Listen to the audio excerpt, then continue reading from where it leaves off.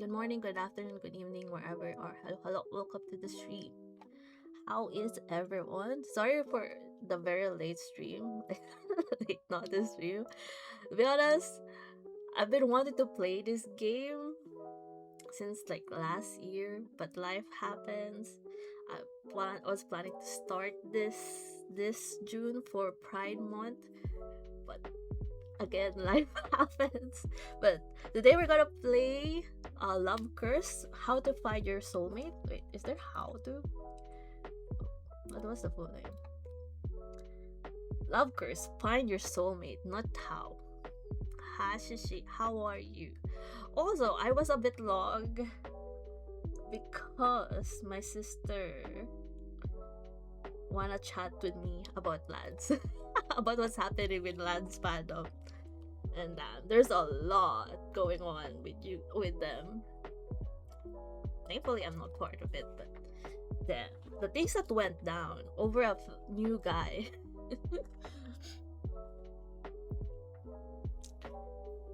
Doing good. How's you? I am good. Just chill today.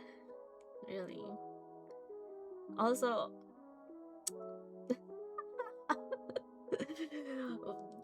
might have been drowning in AO3 for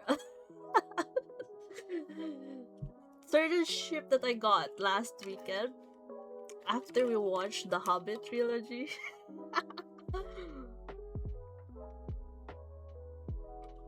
Oh, I also finished Genshin, Archon Quest. I've been pretty productive with my games. Last day of practice. Yes, better late than never. We still have 1 hour left, so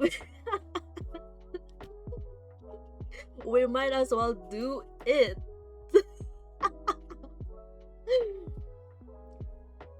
Better late than never. Also, if you can read the screen right now, it says here in Number two, the production team asked that any videos or stream refrain from featuring over 3 hours of gameplay. Content uploaded online should also refrain from spoiling any endings. Thank you for your support and understanding. So unfortunately, we will just do this for 3 hours. And I might stream this in Discord instead for any roots. But hopefully the 3 hours is enough for us to get to know all the love interests, because I do want to respect the game devs, and I do understand why they want to keep the game spoiler free, streaming wise. Just to entice you guys to play as well. But how are you, Kim? Drowning in AO3? You know how it is. It helps that it's a very old ship, so there's a lot of food to go around. Half stream time. Yeah. So this will be the first and last stream for this game. But hopefully we enjoy it. I have high hopes. The review seems to be positive enough. So maybe we might continue this Discord wise. Hopefully we'll get a love interest immediately. I'll immediately lock in.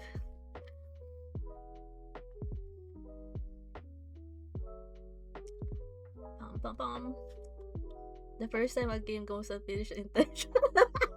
True. And it's not my fault this time. Let's go. Okay. Let me turn down the game BGM now. Though this doesn't have a BGM currently. So they do emphasize that all the characters are 18 plus. This is a work of fiction. And then we ask the fans to support the game by purchasing it from official sites. While we encourage the creation of fanworks, we ask that no profit be made off of any copyrighted materials. We will take legal action if deemed necessary. Oh, they're quite very protective of this game. I'm curious. Oh, and of course, the one that I read earlier, as much as possible to limit the streaming to 3 hours and to not spoil any endings. Okay. Oh, there's no sound. Why is there no sound? Wait. Mm. Oh, she's so pretty though. I think she's the main lead. Wait, you hear it? I cannot hear it. Oh my god. Why am I the one who cannot hear it? Oh, bro. Wait, let me bring out my headphones. Alright, now I can hear it. Damn, Kim is angry.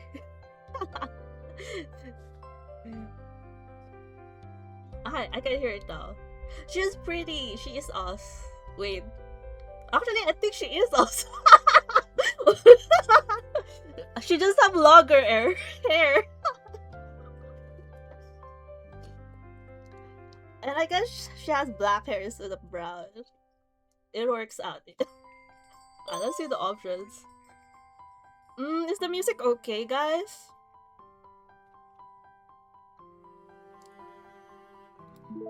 This. Let's go. Oh, her name is canonically Celine. No, we're gonna self-insert this time. Gotta get us a girlfriend.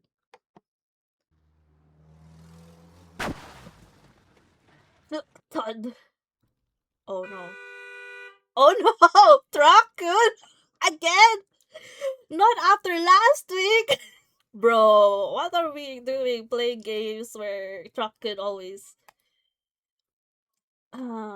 meet us. In an instant I'm engulfed in white. That was so fast. But SFX is too loud? Oh shit. Wait, where's the settings?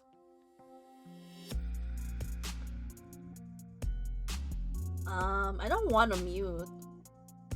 But I do want to.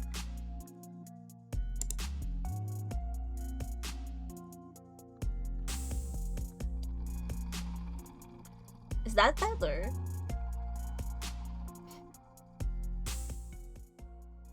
How about this?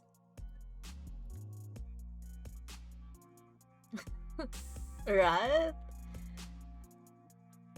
Is this good though?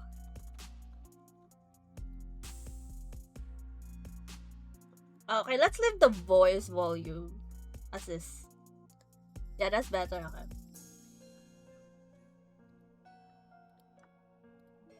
Damn. What are we having dreams about? Our death? I jolt awake. My heart. No more. I accidentally click. I jolt awake, my heart pounding against my chest. Sweat drips down my body like a waterfall. It's still dark outside. I keep having the same nightmare over and over again. Oh, over and over again. There's no doubt about it. I haven't recovered from the events of that day yet.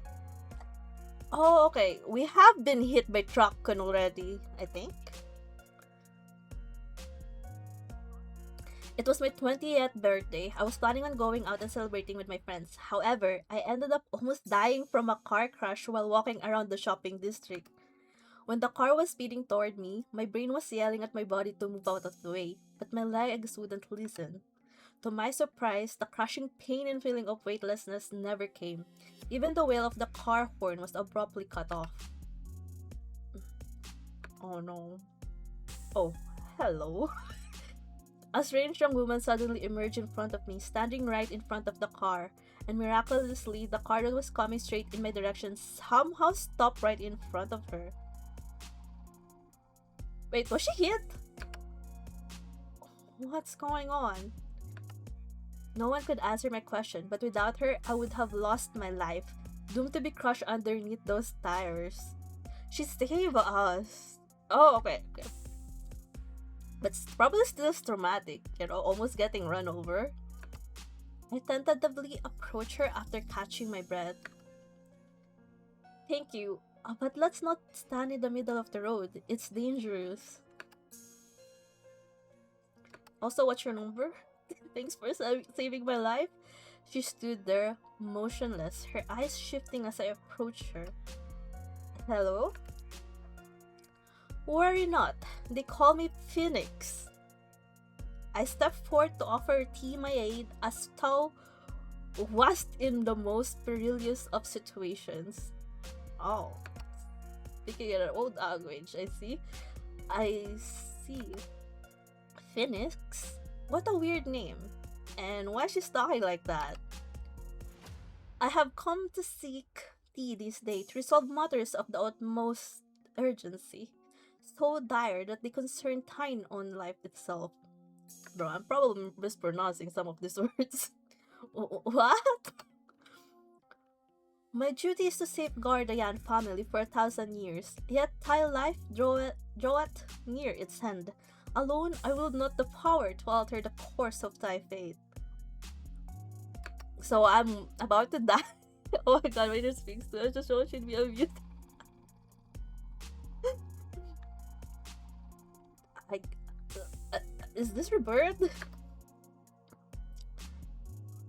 Oh wait, what? Did you say something new?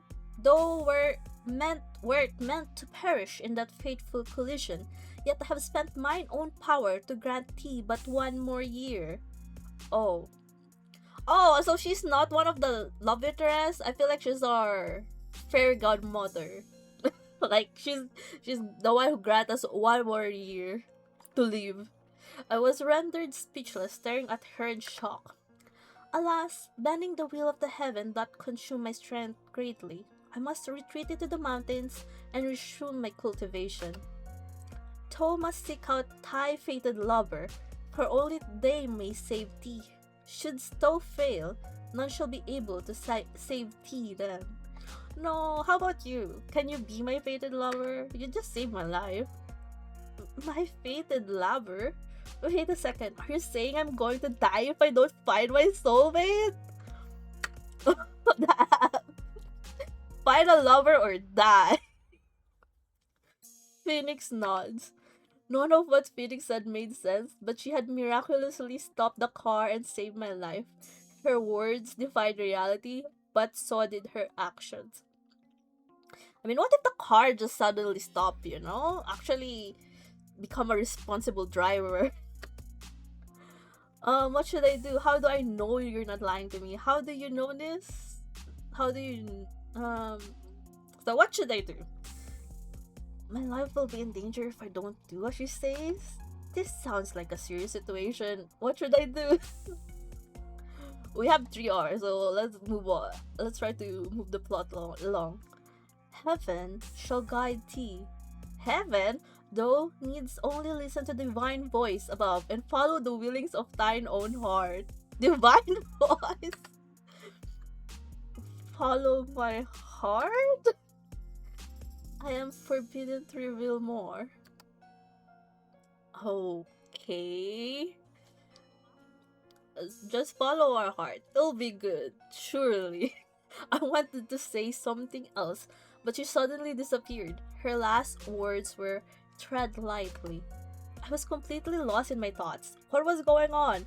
When I finally came to my senses, I found myself pulled to the side of the road by my friend, Megan. It was so dangerous. What were you doing standing in the middle of the road? You're lucky that car stopped in time. Otherwise, your 20th birthday would have been spent in the hospital. I didn't respond. Megan waved her hand in front of me. She's cute. Hello? Everything okay? In that instant, everything turned black and I lost consciousness. Oh. Later, I woke up in the hospital. Megan had taken me there. The doctor examined me and said I was lucky I hadn't suffered any serious injuries. My elbows and knees were bruised, but that was it. I had fainted from shock. I asked Megan if there was a young woman who helped me, but she said she didn't see anyone. All she remembered was that I'd fallen to the ground. Fortunately, the driver was able to brake in time, so I only suffered minor injuries. Phoenix, fated lover, guardian angel. I murmured to myself. I'm still lost in my thoughts when suddenly my phone buzzes. Who's texting me so early in the morning?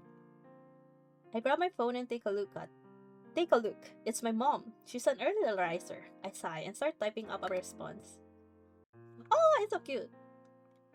Remember to eat on time. Got it, Mom? Oh, okay. Just said. Why are you up so early? It's the weekend. Is something wrong? Wait, what's her text? Or is it this? Remember to eat on time? But it's already early in the morning. Oh, sweetheart, did I wake you up? No, I was already awake. What's up? I know we said we'd come home next week. Again? You two haven't come back in ages. It's boring. I'm stuck at home alone.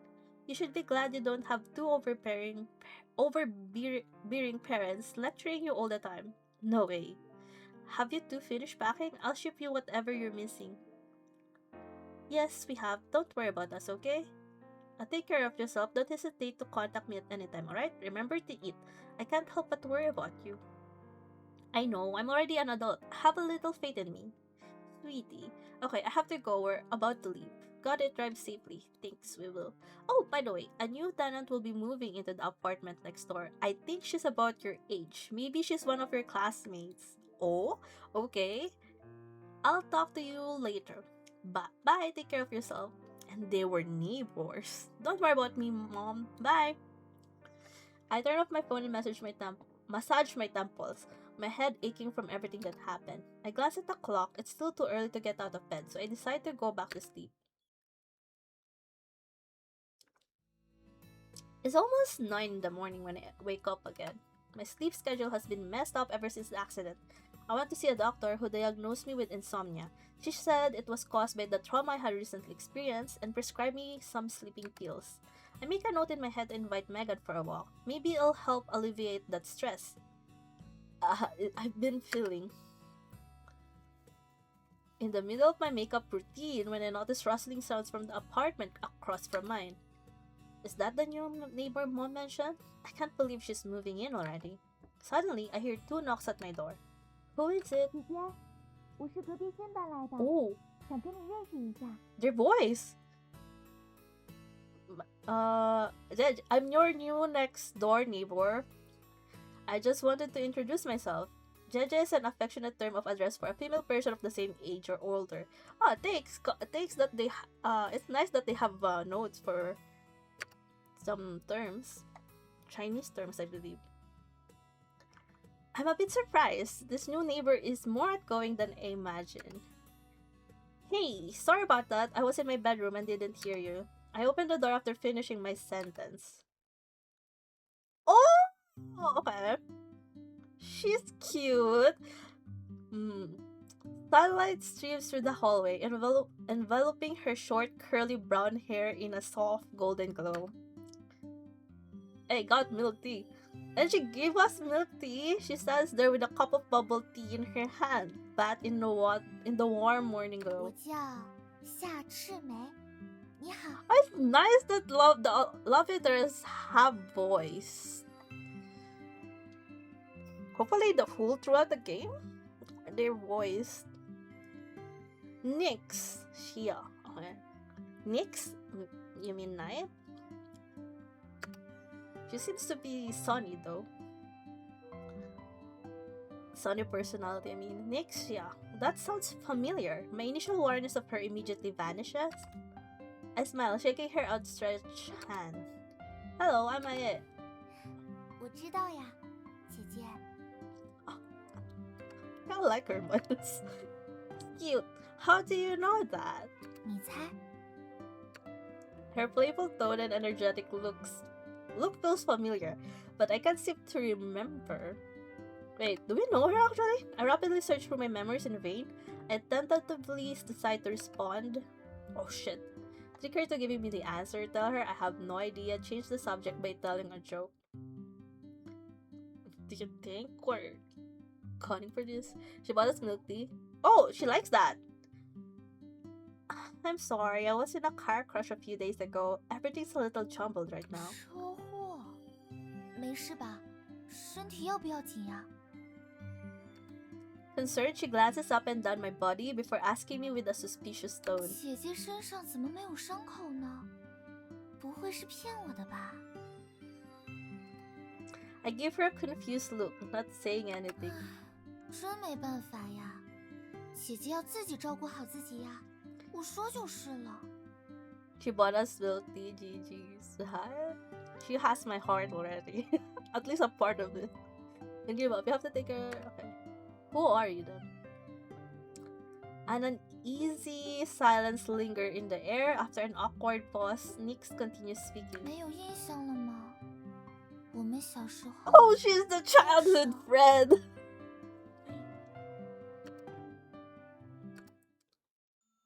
Oh. What's with the OST though? Her words seemed to flip a switch in my brain. The memories which had been sealed away by time all come rushing back to me. Uh-huh. Not gonna lie, the OST is kind of creepy. What's with this? I can remember the sound of bright laughter, the noisy chirping of cicadas, and even the faded words on the popsicle sticks. I know who she is. However, the person in front of me looks so different from the person in my memories. Hesitantly, I ask, Nixie? She beams, her smile stretching across her entire face. 你终于想起我来了，姐姐。 Finally remember who I am, JJ. You've changed so much over the years. I didn't even recognize you. 毕竟这么久没见了，今天发现邻居居然是你，我也觉得好不可思议呀。 Should I read the voice parts, guys? I mean, okay. Probably for people who's just listening in, I will. Okay, well, it's been years since we last seen each other. I was completely flabbergasted when I found out that you're my neighbor, my new neighbor. My body relaxes the moment I realize that the person in front of me is my childhood friend. I look at her once again, seeing the sweet little girl who used to hold my hand and call me Gigi, Jeje. I can't help but tease her. Yeah, fate works in mysterious ways. Still, calling me Jeje? Huh, you're not going to cling to me like you did when you were younger, right? Nyx blushes. She clears her throat. 都是以前的事情了，不准再提了。 That's all in the past. Don't bring that up again. I failed to hold in my laughter. She hurriedly shoves the bubble tea she's holding in my hand, as if trying to distract me from her beet red face. 姐姐还是喝奶茶吧。 Oh wait, the creepy OSC is gone. Nice. Here, have some bubble tea, JJ. Otherwise, you'll never stop laughing at me.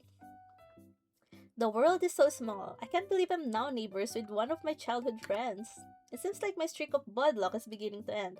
With a gentle smile, I say, I invite her to drink boba with me, compliment the flavor she bought, keep teasing her.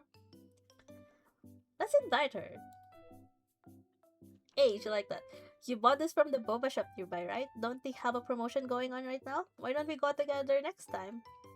好呀，能和姐姐一起去真是太好了。 Sure, I'd be happy to join you, Gigi. Oh, am I pronouncing it right? Then it's settled. I'm a boba expert. I know all the best flavors. Oh, 拉钩。 alright, pinky promise. A pinky promise feels childish, but her eager eyes are staring at me so expectantly. I suppose there's no harm in acting a little childishly once in a while. I think to myself as I touch my fingers to hers. The second our fingers lock, the corners of Nick's eyes lift. 100年不许变，我 Damn. 们说好了。 Cross my heart and hope to die. It's a deal. Not serious, right? The way she said it. Before long, we find ourselves reminiscing on our childhoods. I learned that she moved to the city all by herself. None of her family lived nearby. She's 2 years younger than me, and she's all by herself in an unfamiliar city. I can't help but worry about her. Listen, you can contact me anytime if you need help, alright? 我很期待和姐姐以后的交往。 Okay, I can't wait for a future date, Gigi. Ah, she's laying it on thick. Oh, she doesn't look happy about that. Wait, does she mean what I think she does? We continue chatting and exchange Instagrams, but with a C.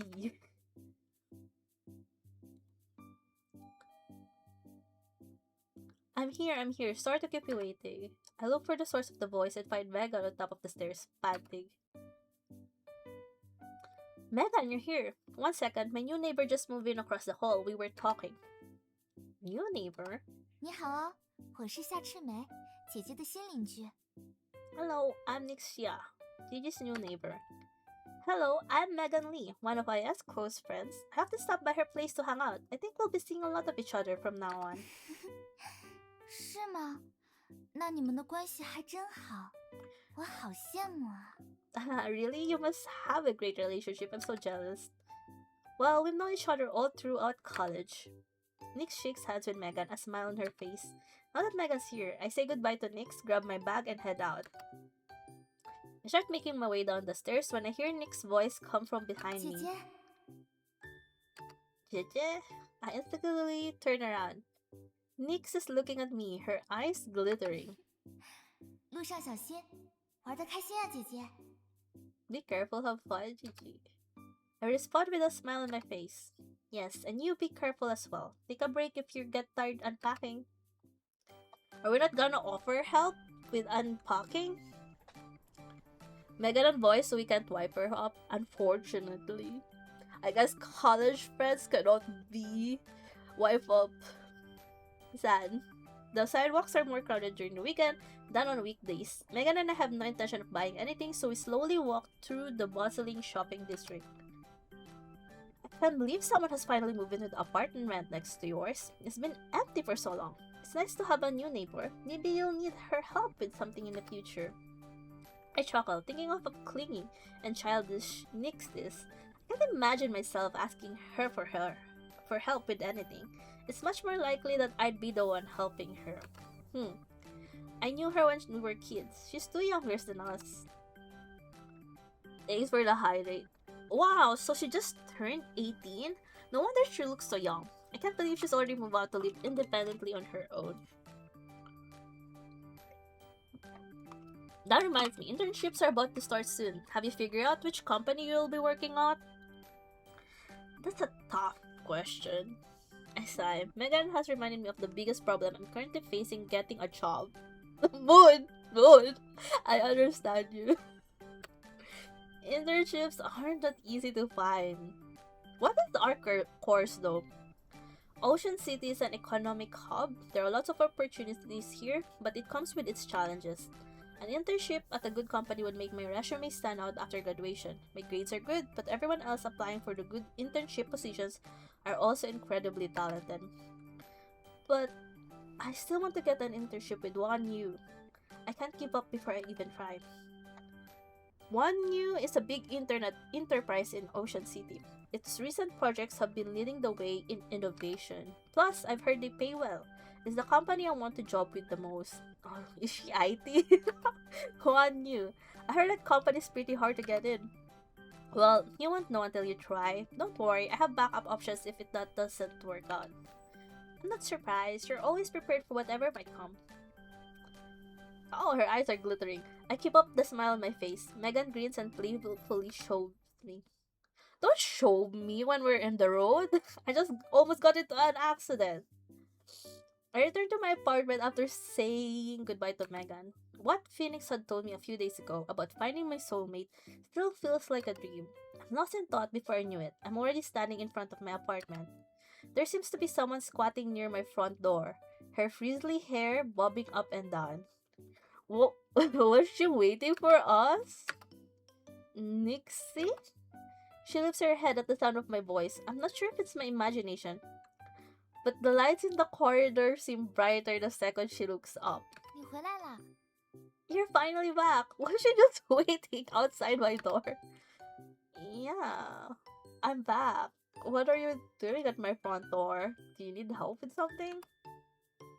She smiles and shakes her head. 没有呀，我只是在等你回来而已。 Nope, I was just waiting for you to come back. You were waiting for me? 等不及想快点见到你嘛，只好蹲在你家门口。有没有吓到你？ Yep, I really wanted to see you again, so I decided to camp out in front of your apartment. Sorry, did I scare you? Kinda. Um, she did scare me, but seeing the tears welling up in her eyes, I softened my tone. No, you didn't. Why don't you come in? You should text me next time. I'll come home earlier. Okay. Hmm. I open the door. She follows me closely to my apartment. She reminds me of an excited puppy eagerly wagging its tail. Stop. What am I thinking? 哇， Wow. 姐姐家里好干净啊，我家里还没整理好呢，乱糟糟的。 Your house is so clean and organized, JJ. Why is still a complete mess? Why don't I let you ahead once I'm done with my work for the day? 不用啦，我自己整理就好。乱糟糟的样子被你看到的话，才是丢脸丢到家了。 No, it's fine. I can do it myself. It'd be so humiliating if you saw my messy apartment. Nah, don't worry about it. I'm sometimes too tired to clean up, and my place ends up being a mess too. It's no big deal. You just move in today. It's perfectly normal for your apartment to still be a mess. Oh. Nyx leans in and winks, her eyes betraying a smile. The sunlight reflects off her dark red pupils like jewels. 那我欢迎姐姐来我家做客啦。 Wow, she's laying it on thick. That neat and organized? I could never. What do you mean? I can for a day or two before things are a mess, but I can. Then you're welcome to visit Jeje. People say that one of life's greatest joys is running into an old friend in an unexpected location. Everything that's happened recently has exhausted me, but bumping into Nixie has brought me a sense of relief. Back then, when we suddenly moved away, I didn't get the chance to exchange contact information with you. I've always regretted that. I thought I'd never see you again. 真的，你明明就已经忘记我了。 Oh, are you seeing her eyes, guys? Really? Because you literally forgot I existed earlier today. Whoa, she's that hopping with us, actually. Nick suddenly mutters something underneath her breath. What? Her voice was too quiet for me to hear, so I asked her to repeat herself. But she doesn't. She simply changes the subject. 没什么啦。说起来，姐姐这些年有没有遇到什么事情呀？ Nothing. Oh yeah, has anything exciting happened to you over the years? Nah, I've been living fairly normal life. I'll tell you all about it some other day. 我很期待哟，姐姐。 I look forward to it, Jeje. And what about you, Nixie? How have you been? She pauses, not responding. Maybe I've asked her a question she doesn't want to answer. I feel a bit regretful. It's fine if you don't want to talk about it. I didn't get the chances to properly say goodbye to you when my family moved away. I'm just really happy to see you again. 姐姐， Che. She murmurs, her voice so soft that I barely caught what she said. I'm about to speak when she suddenly wraps her arms around my neck. Affectionately, she says, 说来话长了，之后有机会再告诉姐姐吧。今天收拾了一天家里，累坏我了。 it's a long story. Maybe I'll tell you some other time, Jeje. I'm completely drained. I've been cleaning the entire day. Take a break. Let me pour you a glass of milk. Maybe you should go to bed soon. As I finish my sentence, I feel a passionate gaze on me. I look up to see Nick staring at me, her eyes full of anticipation. Oh, bro, girl. I just remembered you today. Tone it down, please. What happened? 我有一个请求，姐姐， Jeje, I need a favor. What? 我今晚可不可以睡在你这里呀？ Babe, can I sleep over here tonight? Huh? Why? 就是我刚搬过来嘛，床单洗了还没有晒干，回家也只能打地铺。 Well, I'll just move here, and my bedsheets aren't even dry yet. If I go home, I'd have to sleep on the floor. 能遇到姐姐真是太好了。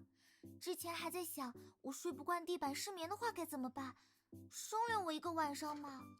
I'm really glad I bumped into you, JJ. I was so worried about sleeping on the floor. What if I can't fall asleep all night? Please take me in for the night. Nixie, you finally revealed your true intentions. Nix backtracks once she notices I haven't responded. 我就随口一说，如果不方便的话，就当没有听过，千万不要觉得我是什么奇怪的人。 Sorry if you're not comfortable with it. Just pretend I never asked. Please don't think I'm a weirdo. I sigh.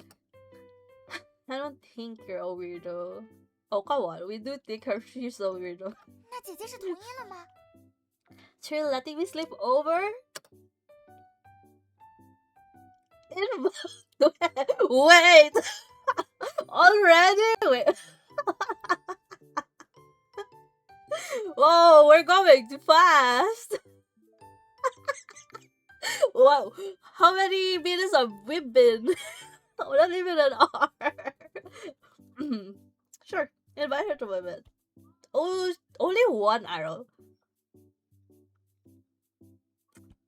Did you not like it then? My bed's a little small. We'll have to squeeze together. Maybe I misread her. 给我安排客房就好了。姐姐在想什么呢？ Oops. We were too overzealous. But you still like it. I can just stay in the guest room. What were you imagining, JJ? Now you want to stay in the guest room after like trying to trick me into letting you stay? Come on. No, we're backtracking. That's what I meant. The bed in the guest room is quite small. What? The guest room has been unoccupied for a very long time. Everything in there is covered with a thin layer of dust. It needs to be cleaned.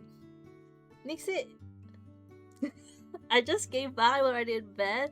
Yeah, but apparently Nixie wants to be in the guest room after trying to trick us into inviting her in our room, in our apartment, and a sleepover. Like, girl, why can't you not commit? To be frank, we forgot she existed until today, but we were getting along. Nixie isn't familiar with my apartment, so she trails behind me. She's not familiar with your apartment, but she's the next door. Usually, apartment units are almost the same layout, right? She's not familiar with my apartment, so she trails behind me, trying her best to help. After we finish tidying up the guest room, Nixie tells me she needs to go home to grab some of her belongings. I collapse on the sofa and let out a huge sigh. I never imagined I'd be here, reuniting with a friend I haven't seen in years. My childhood memories are like popsicles in the summer. They had melted away and evaporated into the clouds of vapor. But now, with Nick's reappearance in my life, those memories seem to have come back. I get lost in my memories of the past. Oh, I think I skipped something.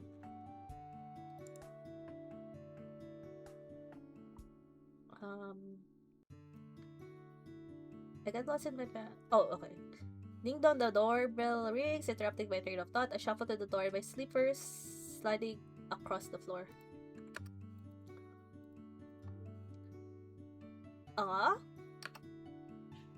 Her pajamas are cute. When I open it, I see Nick standing outside, now in her pajama. She looks even more like a kid with this outfit on.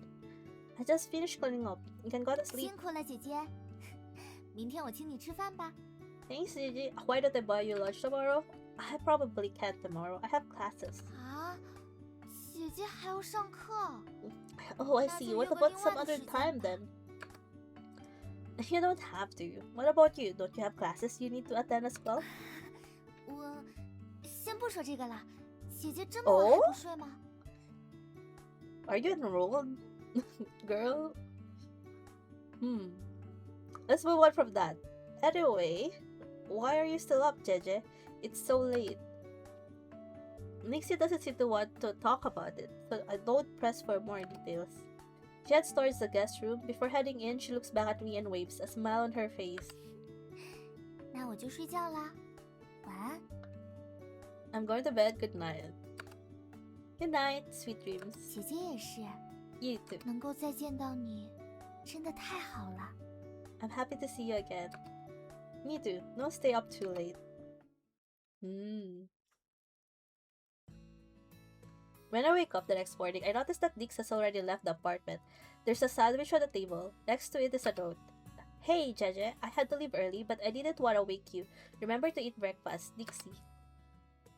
I didn't expect the clingy kid from my childhood to prepare breakfast for me. I mean, it's just a sandwich. Nixie's sandwich is much more delicious than I could have ever expected. I still remember Nixie as a clumsy little kid. but it's obvious she can survive just fine on her own.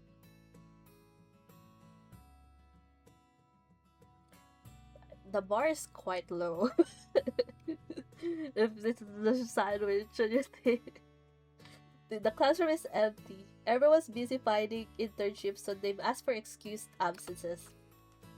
I suddenly hear the sound of turning pages next to me. I turn around and see a familiar face.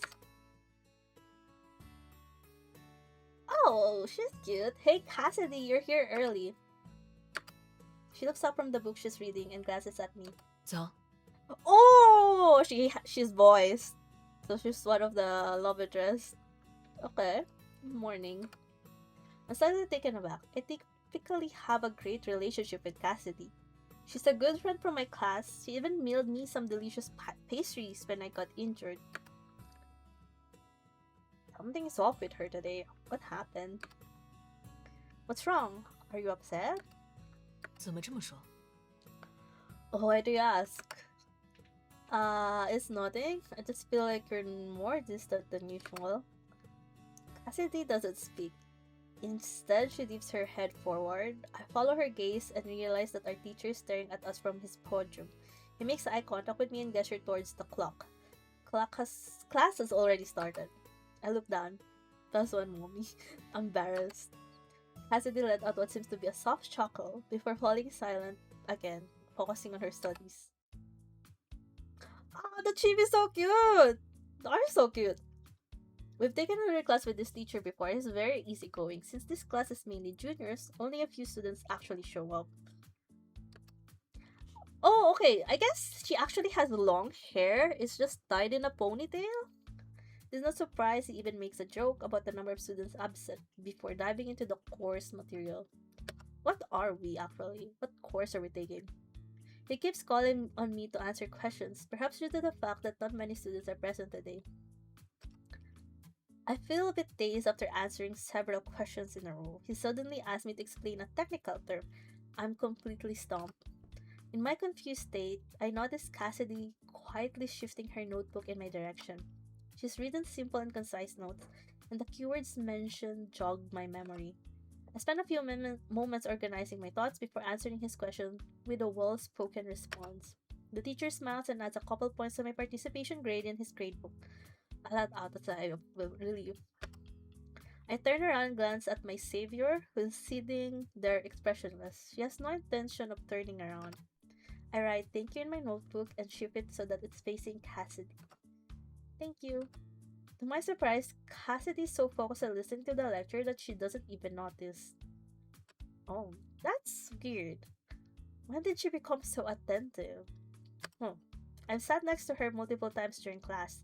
She'd always stuff another book in her textbook and secretly read that instead. Once, she even fell asleep during her lecture and had to wake her up while our teacher was looking away. In summary, she's never really paid attention before in class. Did something happen?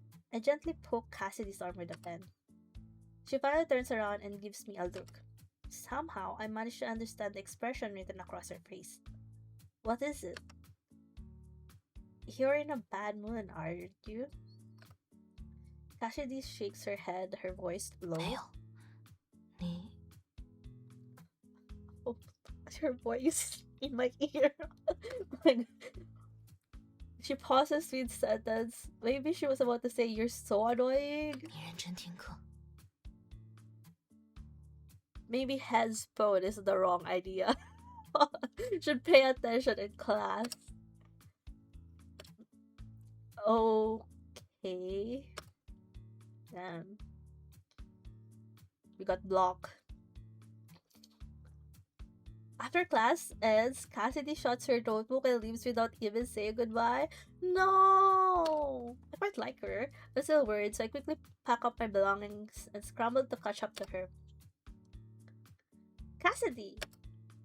Cassidy stops in her tracks and turns around to look at me. 又怎么了？ What is it now? Is there something 这 wrong? 已经是你今天第3次问我了。 This is the 3rd time you've asked me this today. Why do you keep repeating yourself? I scratch my nose. Perhaps I'm being annoying, but her behavior today has really concerned me. I'm worried about you. You're my friend. I'll stop pestering you. Mm, she, hmm.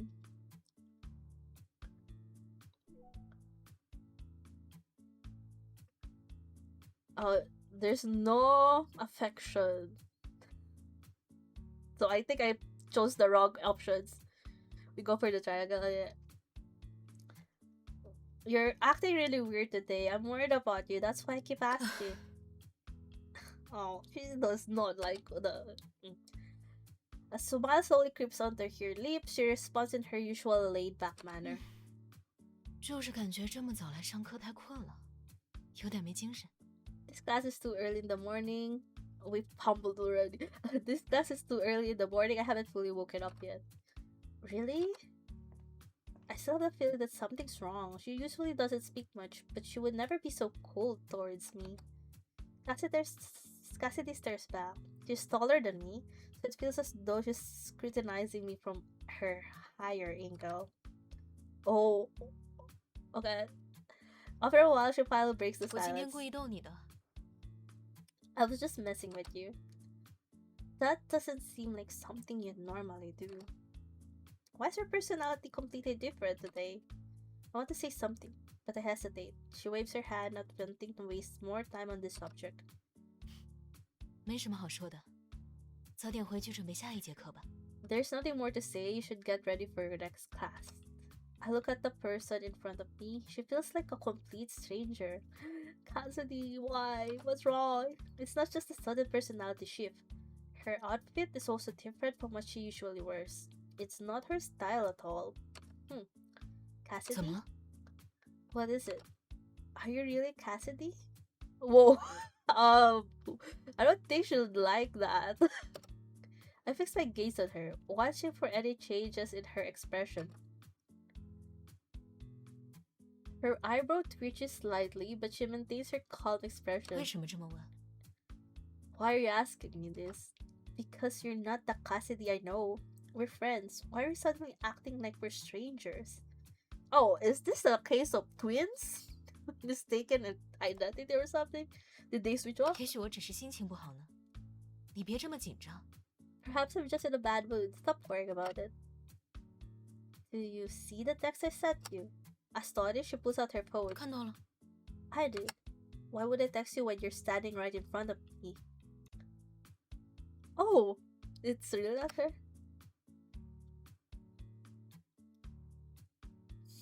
Damn.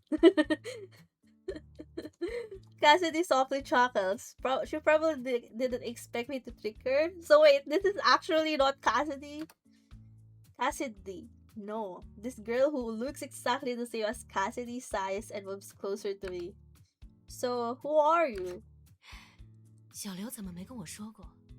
他还有这么一个朋友？ I'm surprised. Cass never mentioned she had a friend like you. Could it be? Are you her twin sister? It is a twin sister. 对，我叫思觉。 Yes, I'm 小 Eleanor 刘竟然 C. 跟你提起 I 过， can't believe Cass 看来 told 你 you 们的关 about 系真 me. 的很好。 You two must be pretty 你 close. 叫什么名字？ What's your name? Wait, you don't even know my name? How did she not know she has a twin? No, she knows she has a twin. But I guess this is the first time they met because he doesn't know my name. I know Cassidy has a twin. But I guess I don't know her name. True. Cassidy rarely mentioned her older twin sister, so I completely forgot she even had one. I feel like Cassidy always seemed reluctant to talk about her sister. I decide to keep my distance from Eleanor and respond politely. I'm Ayan. 哦，原来如此。 Why is she pretending to be Cassidy then? Oh, now I remember. Or wait. Or we just assume she's Cassidy. But she replied to us, right? That she's Cassidy. We called her Cassidy and she replied. Wait. Oh, now I remember. Eleanor leans in, her face now taking up my entire view. I immediately tense up. She might share the same face as Cassidy, but her aura is completely different. I fall backwards in surprise, but she catches me with one arm. With her other hand, she lifts her finger to her lips, gesturing me to hush. Can we have a CG? 帮我保密。 Yes, ma'am. 这位同学， Help me keep the secret. Yes, ma'am. Okay. But why wasn't Cassidy here today? Oh, so she is pretending to be Cassidy. 他不想上专业课，说上了那么久的课也累了。 Oh, she just didn't want to show up. She said she's getting tired of classes. Wow, I hope I had a twin sister willing to go to my classes. That sounds like something she'd do. Cutting class, right? It's kind of wild though that her sister is willing to pretend to be her for just because she want to cut classes. Why did she suddenly agree to show up in? Why did you suddenly agree to show up at her place? This isn't the first time she's complained about this 确 class. 实， Indeed. 之前我有自 My 己的事情 schedule 要 only 做， cleared up recently. 这段时 Plus, 间清闲下 I'm 来了。 interested in knowing more 你 about 们 your 专业的 major. 课我也很感兴趣， I'm here to 就来 learn. 学习一下。 Hope I have a clone who will work for me. Same. You are truly. I'm rendered speechless. I can't believe there's someone who's coming to class in place of another person just to learn. Which college do you 我 go 是滨 to? 财的，跟小刘一样，读大三。 I'm from the Ocean City School of Business. I'm also junior, just like Cassidy. What is our major? C. Want to head to our Gen Ed class together later? 不了，我只帮他上专业课，剩下的通识课就算了。 No, I'm only going to the classes required for a major. I won't be attending the Gen Ed ones. Okay, fair. Fair. What about her attendance in those 他 classes? 说这几个老师查的不严，应该会自己想办法 According 吧。 to her, those teachers aren't strict about attendance. I presume she'll figure something out. Oh, wait. What happened to the music? I don't... No, bro. My headset is freaking out. I'm rendered speechless once again. Eleanor burst into laughter. I'm suddenly feeling a bit uncomfortable. Eleanor keeps looking at me with a scrutinizing gaze. I can't tell what she's thinking at all, nor do I understand what's so funny about the situation. She's the polar opposite of the innocent and pure Cassidy I know. If Cassidy is gentle like the water, then Eleanor is like water frozen into ice, sharp and cold. I am hit with a sudden feeling of familiarity. What? As if I've already known Eleanor? Maybe it's due to the fact that Cassidy and I are close friends. Before I can continue mulling over the situation, Eleanor speaks and I am dragged back into reality. 方便交换联系方式吗？ What's your Instagram? Okay. 如 Huh. 果以后还要来替课的话，可能需要你打掩护。 I need you to help cover for me if I'm going to be taking her place in class for the foreseeable future. That's weird. She looks exactly the same as Cassidy. Why would I need to cover for her? She quickly elaborates, sensing my hesitation. 我对你们专业课也不熟悉，需要你帮忙。 I'm not familiar with your major. I need your help. Fine. I'll reach out to you before our next lecture. We begin following each other in Instagram. Her account is very simple, with a grand total of 0 posts. There's nothing on her page. Can you see that? 好了，我要先走了，有事联系我。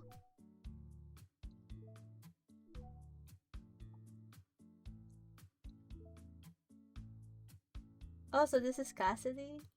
She has glasses on.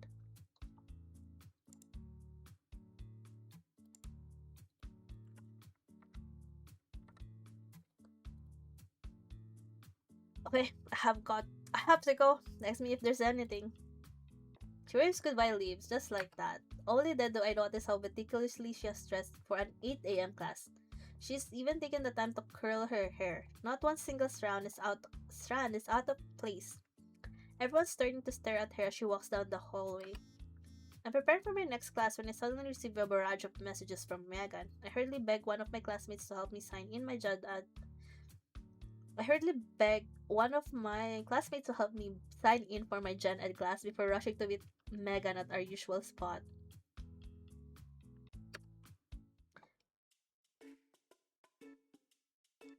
Our usual spot is actually just the student council room. Oh, are we part of the student council? Megan had eagerly fought for a position in the student council, but now she occasionally complains about how she regrets doing so. The tasks are particularly tedious, and every position other than that of the presidents holds little to no value on a resume. It's a thankless job. I occasionally help out as well. It helps fulfill the school's community service requirement. How does it feel to be back on campus? Have you ever guys been part of the student council? I never have. I was just a helper.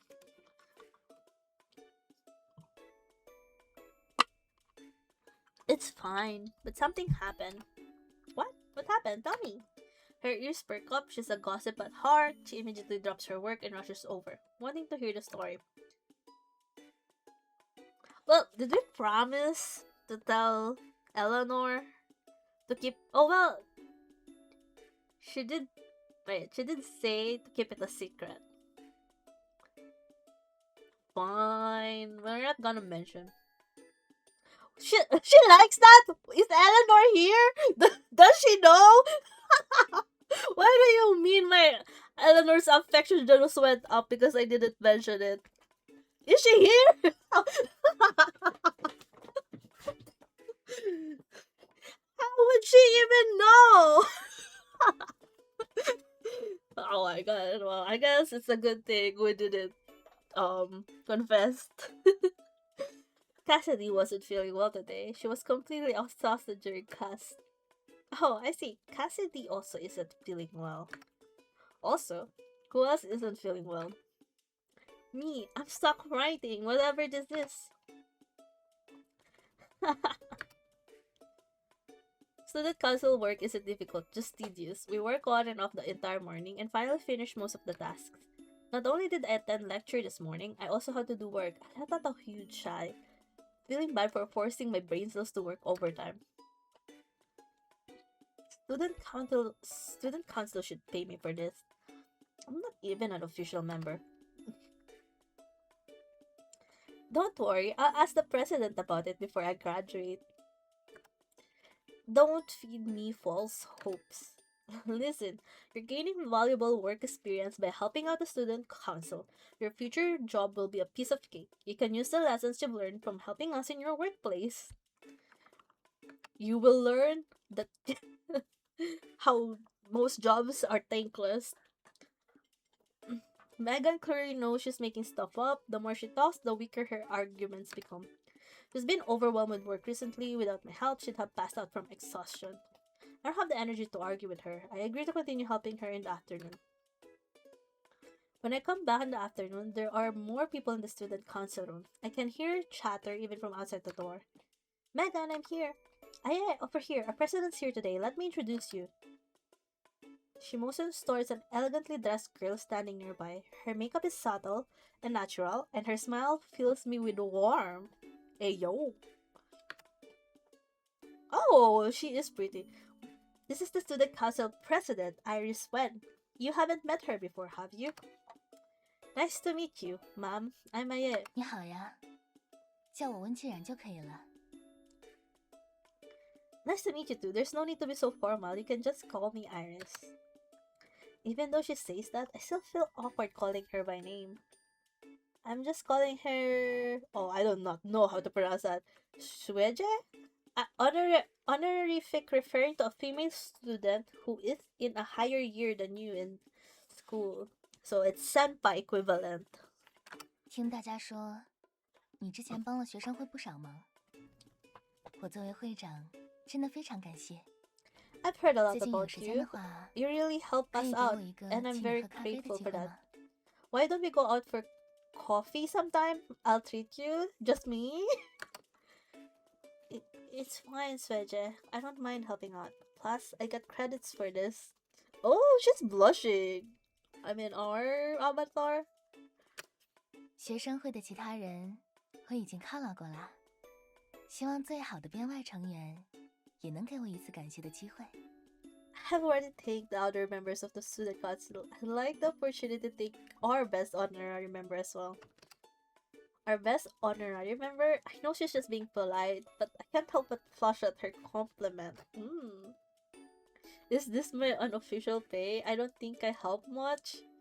Wait, I do want to score with her. Okay. Ooh, should we joke? Will she like that? Okay, let's try. Oh, she just liked it once. Is this the pay I receive as an outsider? Should we load? Wait. Let's load.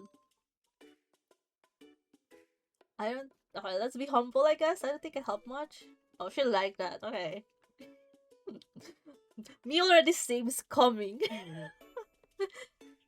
Thank you, but I really didn't contribute much. Everyone worked together on this. 我目前还是最关心我们辛劳的小编外，要不要劳动补贴呢？ Shouldn't our hard-working honorary member get a little compensation? It would be impolite of me to continue refusing. I decided to accept her invitation first, and then give her some pastries later on down the line. Then I accept, Suje. 没关系，你什么时候有空？ Wonderful. When are you free? It's just gonna be the two of us. I'm free today. Oh, we were fast. 让我们 Okay, 先处理剩下的工作吧。 let's finish the rest of our work first. She smiles once more before returning to her seat. I squeeze in next to Megan and help her organize some files. She winks at me with a grin on her face and whispers so that only I can hear. What do you think? Isn't our president beautiful? Yeah. Her grades are also amazing and she's super popular. She has it all. I nervously glance around, worried that Iris might overhear our conversation. Fortunately, she's focused on the laptop in front of her. I let out a sigh of relief before whispering back. Focus on your work and mind your own business. From the corner of my eye, I notice Iris leaving her seat. She walks over to another student council member and starts talking, a gentle and caring smile on her face. I can't hear their conversation clearly, but judging from Iris' expression, it must have gone well. Ah, so she's like this with everyone. Oh, she's disappointed. Our MC is disappointed. We thought we're special. Oh, are you still looking for an internship? How's it going? Did you submit your resume for Huanyu yet? Nope, I don't have any relevant work experience. I'll probably get rejected. Don't be so sure. Do you have a plan? Not yet. I'm taking it one step at a time. Our gazes meet. We both let out a sigh, foreseeing the future bumps in the road. I almost fall asleep organizing the files. It isn't until after I leave the student council room that I remember I'm supposed to be meeting Iris for coffee today. I didn't even ask her for her number. I don't want to miss this opportunity, so I hurry back.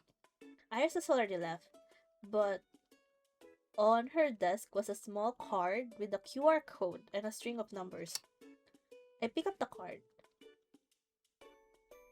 On the back, she's written, "I guess you forgot. You can contact me via Instagram." Oh. There's a sweet fragrance lingering on the card. The scent reminds me of her, gentle yet dignified.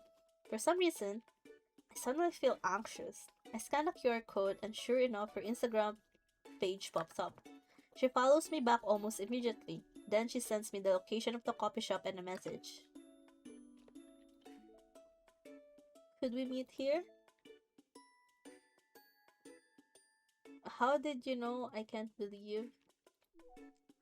How did you know it's me? I can't believe. How did you know it was me? Call it a telepathic connection. You can't be careless at this when you start working, alright? Oh, yes, ma'am. Thanks, Wedge. Got it. No worries. See you later. Let's meet at 5:30. Is that alright with you? Yep, thanks. See you there.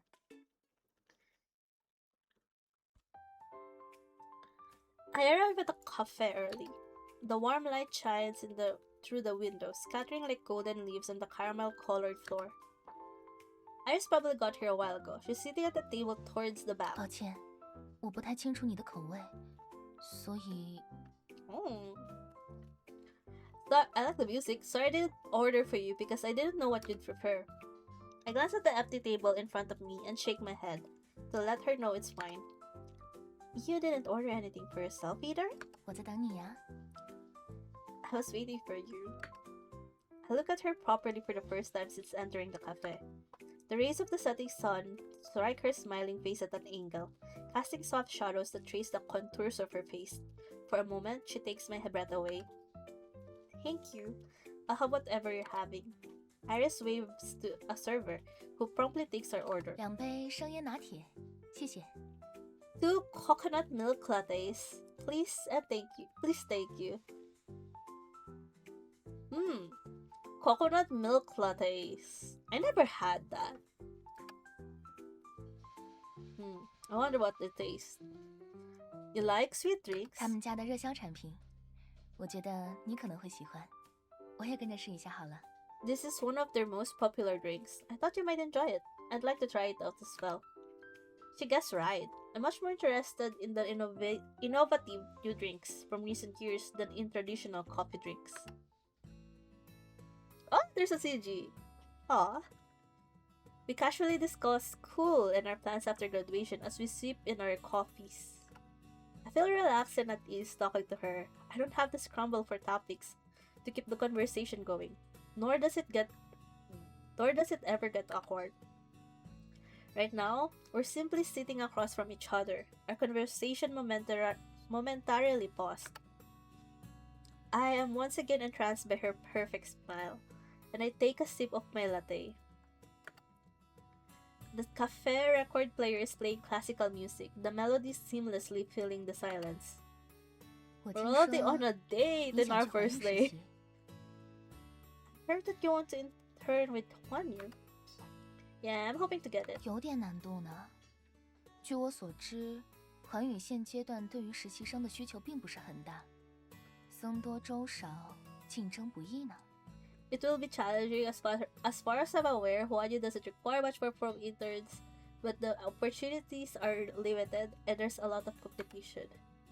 Iris' word made me feel as though a bucket of ice cold water was just dumped over my head. I already know this, but hearing it still makes my heart sink. I know, I have some backup options if Huanyu doesn't work out. 如果你真的很想去环宇的话，或许我可以帮忙呢。 Well, if you really want to intern at Huanyu, then perhaps I can help. Ooh, networking. Really? I wasn't expecting such a pleasant surprise. My eyes widened in disbelief. 不用这么惊讶啦，我曾经在环宇实习过，也许能当你的推荐人。不过，我虽然可以帮忙，但是否面试成功，还是要看你的能力。 Don't be so surprised I used to enter at Huanyu, so I can recommend you. But even with my help, you'll have to impress them during the interview. 他们平时也会留意高效率的人才，符合公司需求的在校大学生还是很有机会的。 They want talented college students. You'll have a good chance of getting the internship if you meet the 我 requirements. 看了你在学生会参与的项目，都在校内取得了不错的成绩，一些策划思路也很符合互联网公司的调性。你加入环宇，确实是个不错的选择。 The projects you'll be involved with during student council have all done well. Some of your ideas also align with what Internet Enterprise want to accomplish. Her lips move, but her words barely register. I'm so in shock from happiness, my brain completely shut down. According to her, I have a chance of interning with Wanyu. I don't know how much an internal recommendation will actually help, but Iris' analysis and praise leave me feeling lightheaded. Her acknowledgement of my potential makes my heart sing with joy. Ooh, wait. We're gonna save Scum again, guys. Kinda like her. I should be the one buying you coffee. I won't let you down. Thank you for recognizing my talent.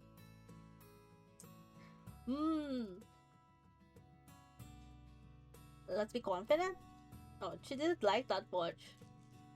But we're gonna aim for 2. Thank you for recognizing my talent. I'm touched that you recognize my talent. Oh, she 等你 didn't 正 like. 式进了环宇，再跟 Okay. Now she likes jokes. I thought she's not a jokey person because I only got like one affection last time.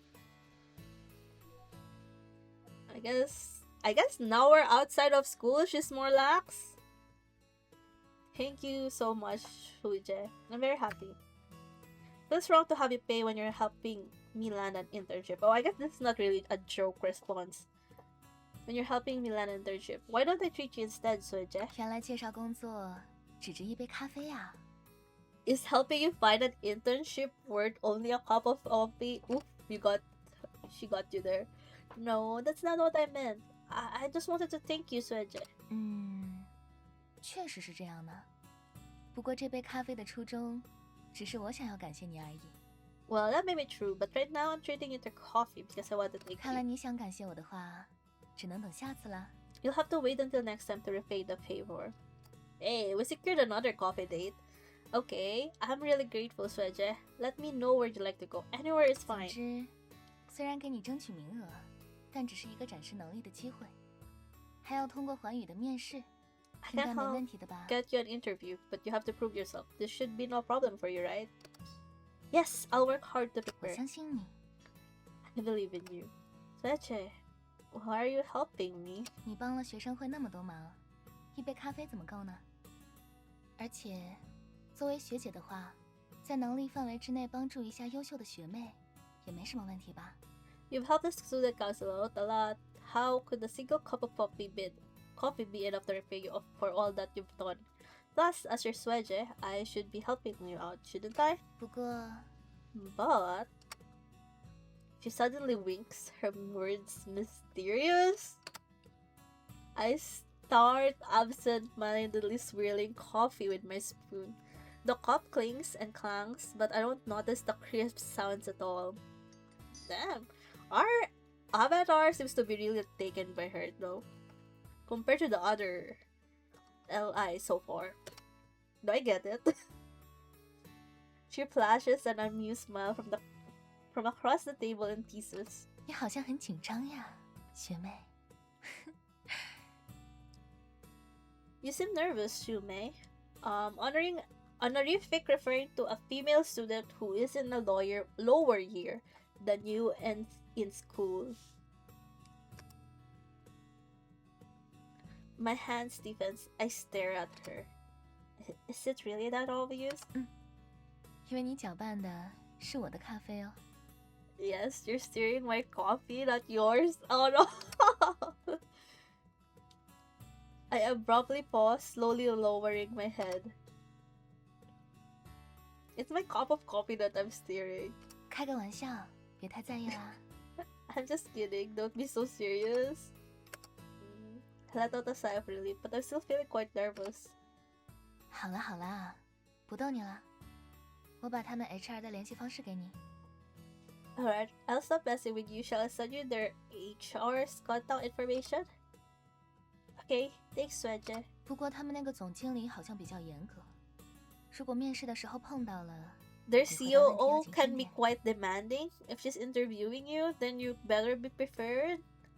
CEOs interview interns now? Bro.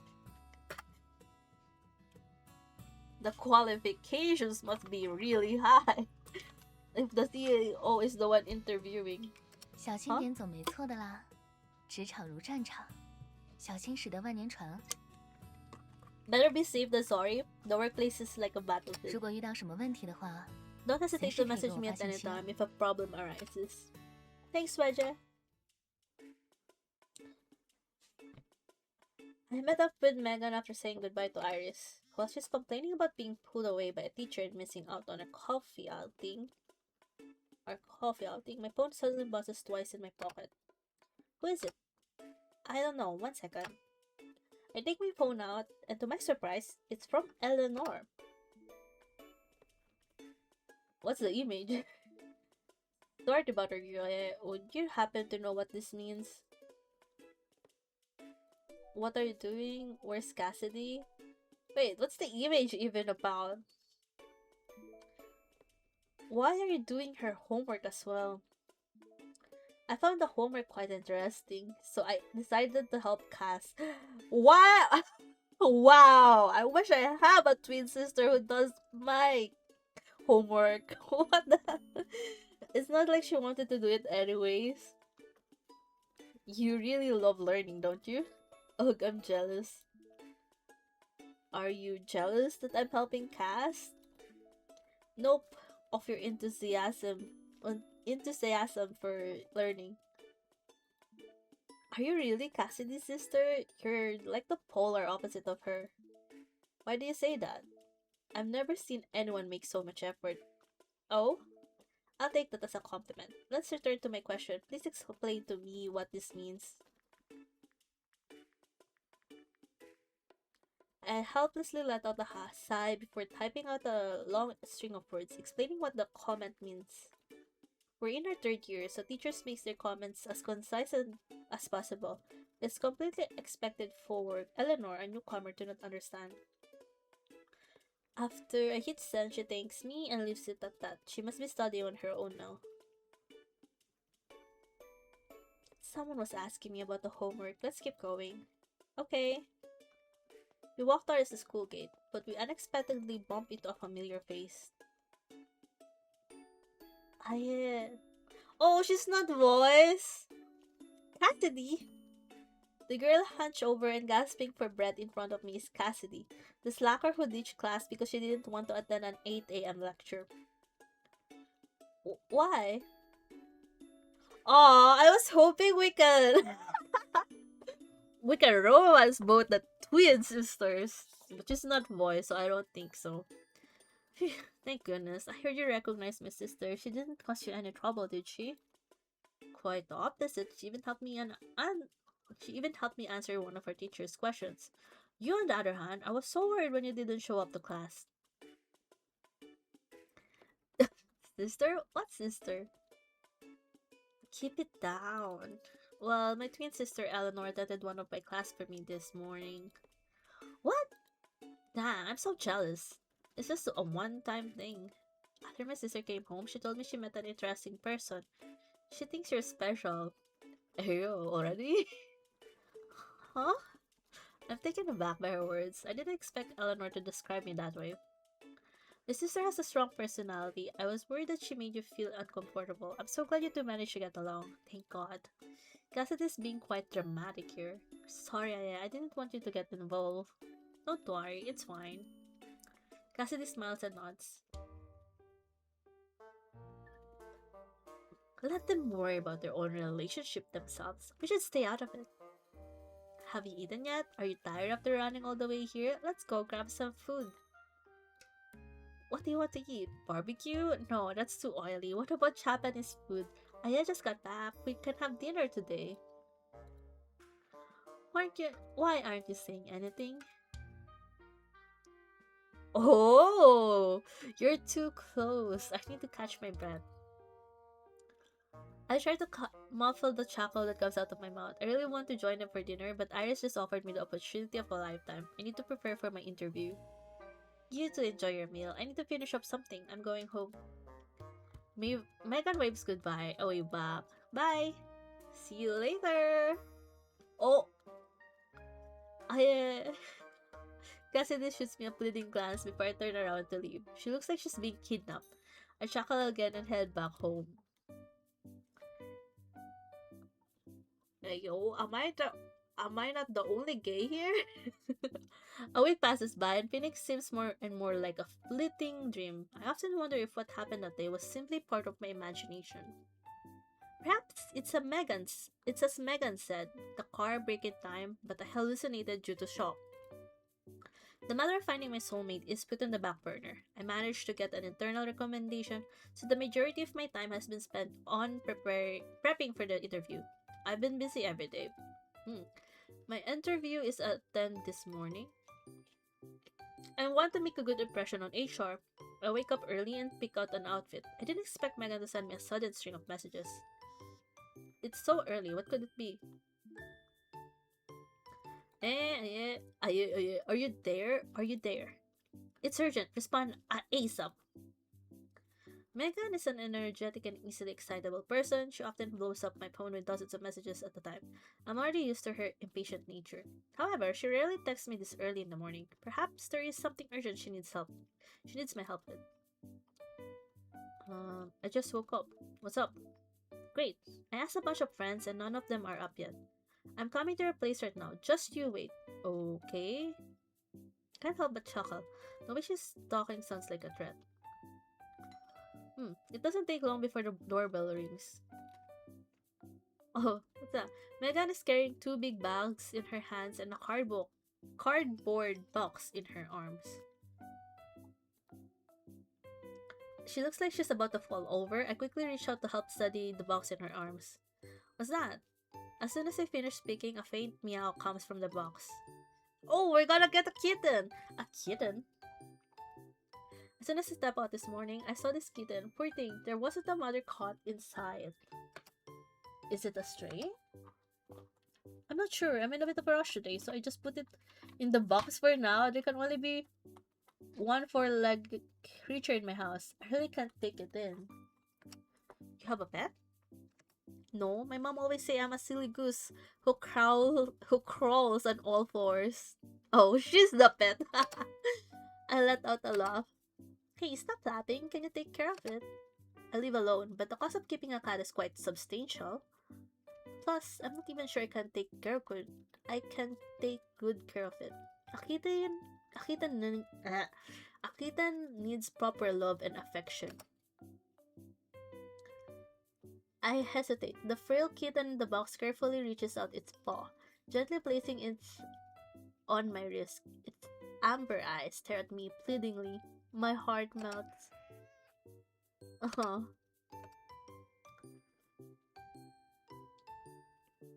How am I supposed to refuse when it's looking at me like that?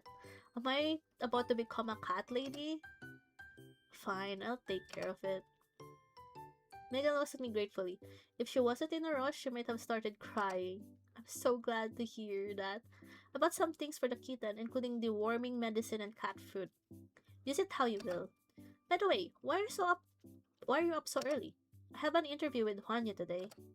What? Today? I hope this doesn't affect anything. I'm so sorry. Why don't I go with you? It's okay. I'm prepared for it. Plus, don't you have class today? Hurry up and go to school. I really don't want to. Good luck with your interview then. I'm off.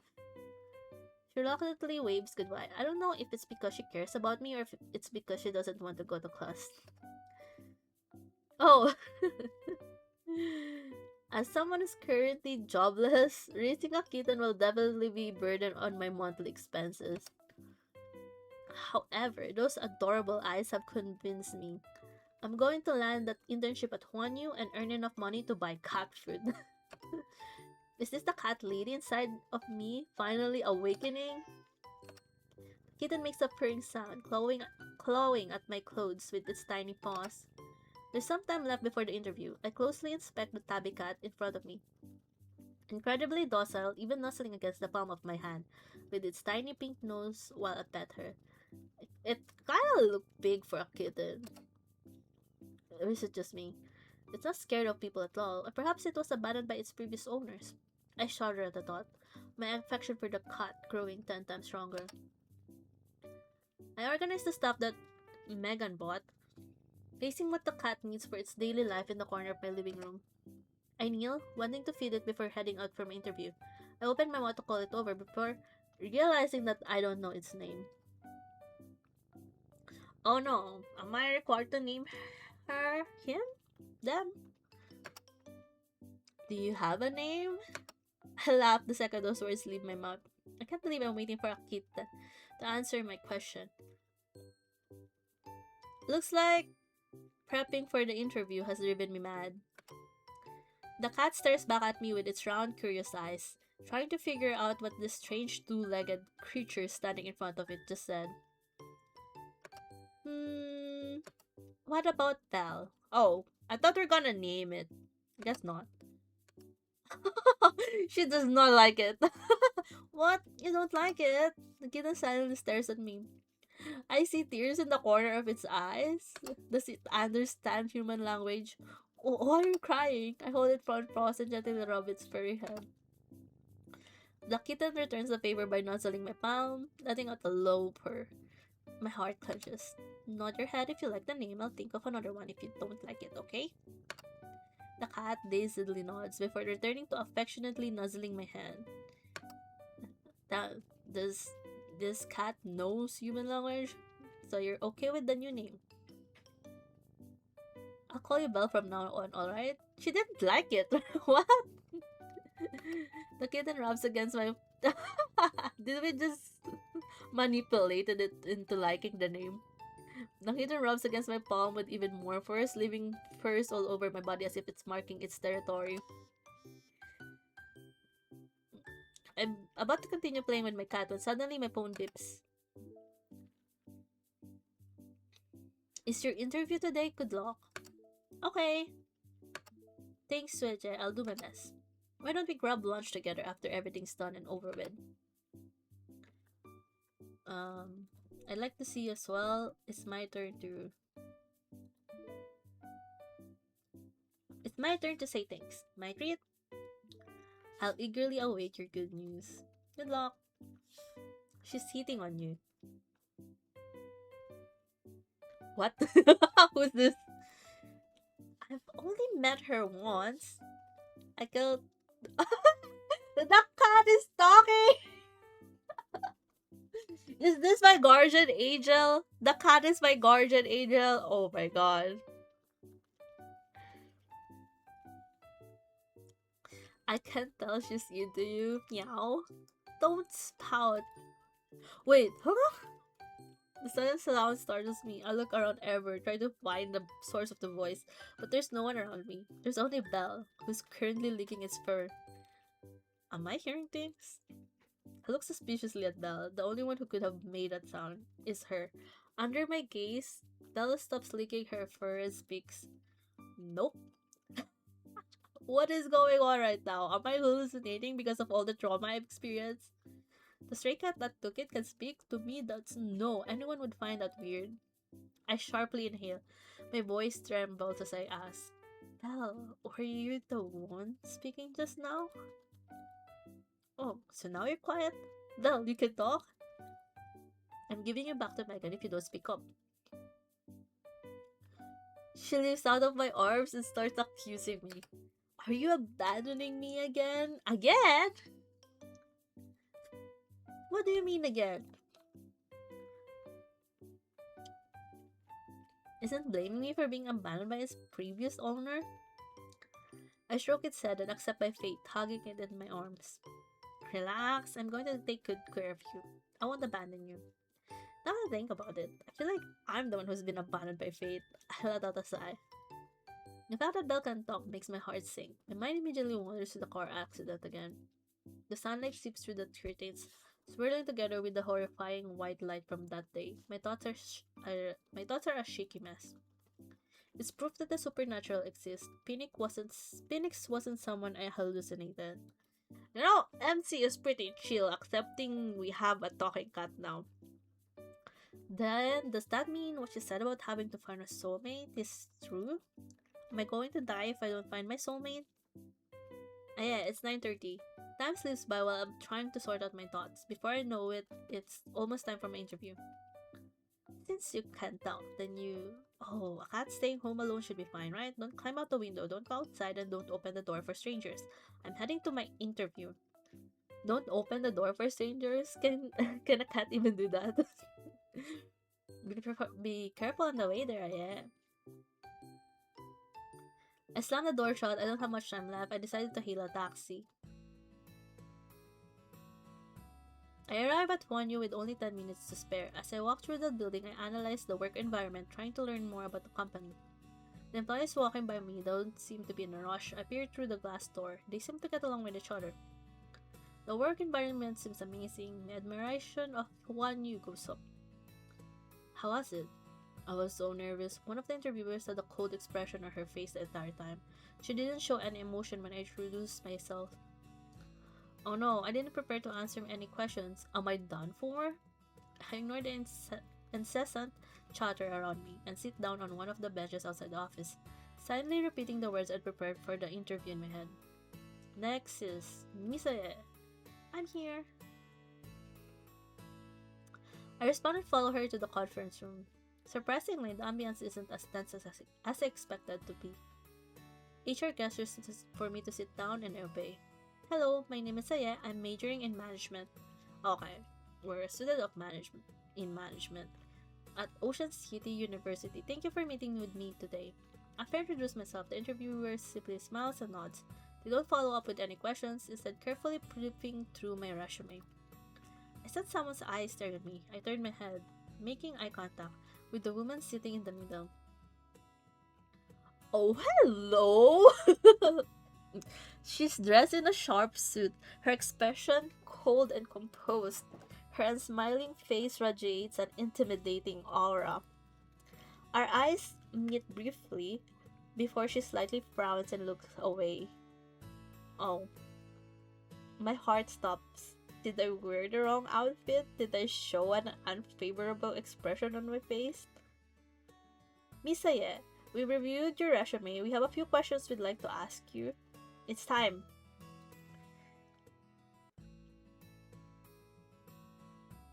I sit up straight, carefully observing the interviewer's expression before formulating the words in my head.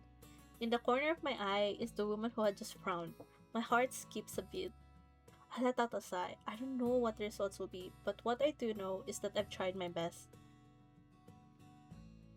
Oh, Misaye, we're satisfied with your resume, but... 你认为，比起其他人， Oh, she's 你有什么优 romanceable. 势？ In your opinion, what advantage do you believe you have over other candidates? Whoa, wait. A voice suddenly interrupted the interviewer. I traced the sound back to the woman I just made eye contact with. She looks at me with a calm gaze. I feel as though I'm being judged, as if she's able to see right through me. Luckily for me, this was one of the questions I prepared for. I respond smoothly with a prepared speech.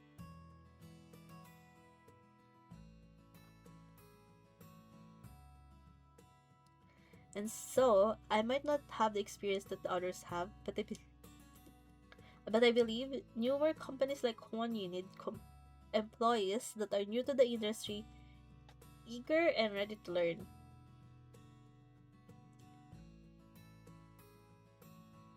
Huh. The woman's expression doesn't change after I finish speaking. She only nods and focuses on reading my resume. I can't tell if she was satisfied with my answer or not, but I assume from her eyebrows furrowing, that her first impression of me isn't good. Damn. Alright, thank you. We'll notify you within 3 business days of the results. I nod and leave the conference room. Before I exit, I once again feel that piercing gaze staring right at me, like thorns stabbing into my skin. Could she be the CEO that Iris mentioned? I take a deep breath, savoring the air free of the suffocating atmosphere inside the room. I stand outside, trying to collect myself. She doesn't seem impressed with us. I definitely failed that interview. I can tell from the interviewer's reaction. My heart fills with guilt. I've let down Iris, who went out of her way to get me this interview. Oh. And we're going to have lunch with her too. I entered the restroom and almost immediately exit once I noticed who's also inside. Standing in the front of the sink and retouching her makeup is none other than the stern interviewer I just met a few minutes ago. She glances at me, obviously noticing my presence. It's too late to hide or run away, so I pull myself together and manage a greeting. Hello. She nods. Her intimidating presence reminds me of a strict teacher. I suddenly begin praying and stand next to the sink beside her. I look into the mirror. My face is covered in sweat from how nervous I was. I absentmindedly hover over the sink, ready to wash my hands. She suddenly lowers her head as if trying to tell me something. I can't figure out what she's trying to imply.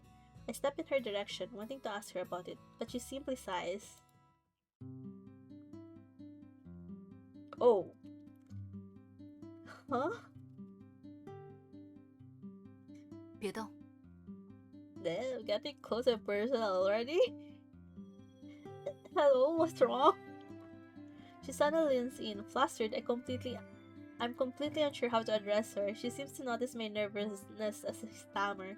叫我奇异就好了。 My name is Victoria Chi. You can just call me Victoria. Okay, Executive Chi. Crap, I suddenly refer to her as executive. I don't even know if that's the position she holds. What if she's not the CEO? Jumping the gun.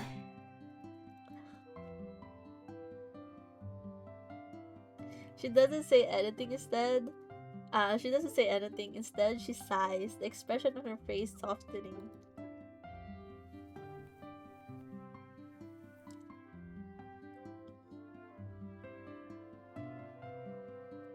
She then gently tugs at the hem of my shirt before wiping it with a paper towel. I look at her confused before finally realizing there's a tuft of cat hair stuck to my shirt from when I was playing with my bell this morning. A thought suddenly crosses my mind. She's looked at me with absolute zero expression on her face the entire time. Wait, she's not a germaphobe, is she? I mean, she wouldn't be cleaning it herself if she is, right? Has the top of cat hair left a bad impression? Does she think I'm uncleanly and that my appearance is unkempt? I almost burst out into tears on the spot. This is such a disaster. I'm done for. Um. Hmm.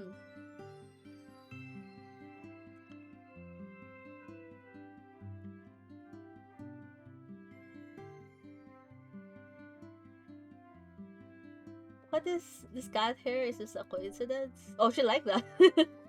I desperately start to babble, trying to find an excuse. Me and the cat hair only met coincidentally. We're what? What is this reasoning? Me and the cat hair only met coincidentally. We're not very close. That's not really a lie. I didn't expect to meet Belle right before my interview. Victoria seems amused by my words, the corners of her lips lifting. I hope your encounter with Huan Yu was no 但愿你跟环 coincidence. 宇不会只是偶然遇见。 The cat hair is stuck to my shirt and refuses to leave me, no matter how hard Victoria wipes. And she's just wiping it. We're not even taking over. I'm completely overwhelmed. All I can do is look down at her as she's attentively trying to clean my shirt. Honestly, fair enough. I too would be too overwhelmed if a pretty woman just started wiping my clothes for me. Victoria seems to be stuck in a dilemma. Her movements abruptly paused. I noticed that she's not touched the cat fur directly with her hands even once. Executive Key. You don't like cats? She pauses. She suddenly realizes that her actions have been somewhat rude and apologizes. 抱歉，我有些看不下去，这才 I'm sorry, I couldn't control myself. I quickly pick up the hair, my fingers briefly touching hers. They separate in a split second. A thought bubbles up inside me. Perhaps she's not as cold and stern as I previously assumed. Victoria still want to break the silence. 感觉怎么样？ What do you think? Huh?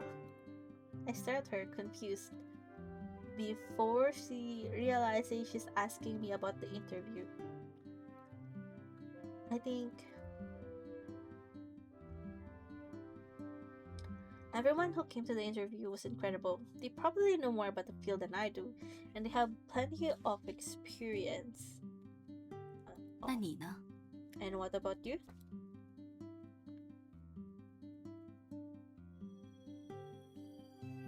Ooh.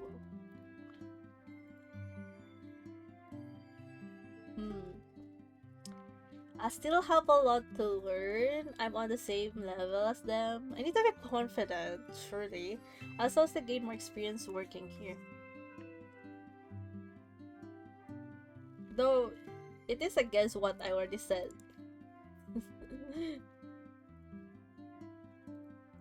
Though, I guess everyone can include me too. Oh no, they probably know more about the field than I do.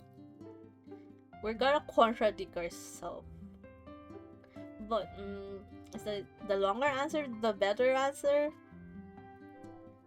Oh, chill. Can't deny that they're incredible, but I don't think I'm worse than them. Let's see. Oh, I should like that. Okay.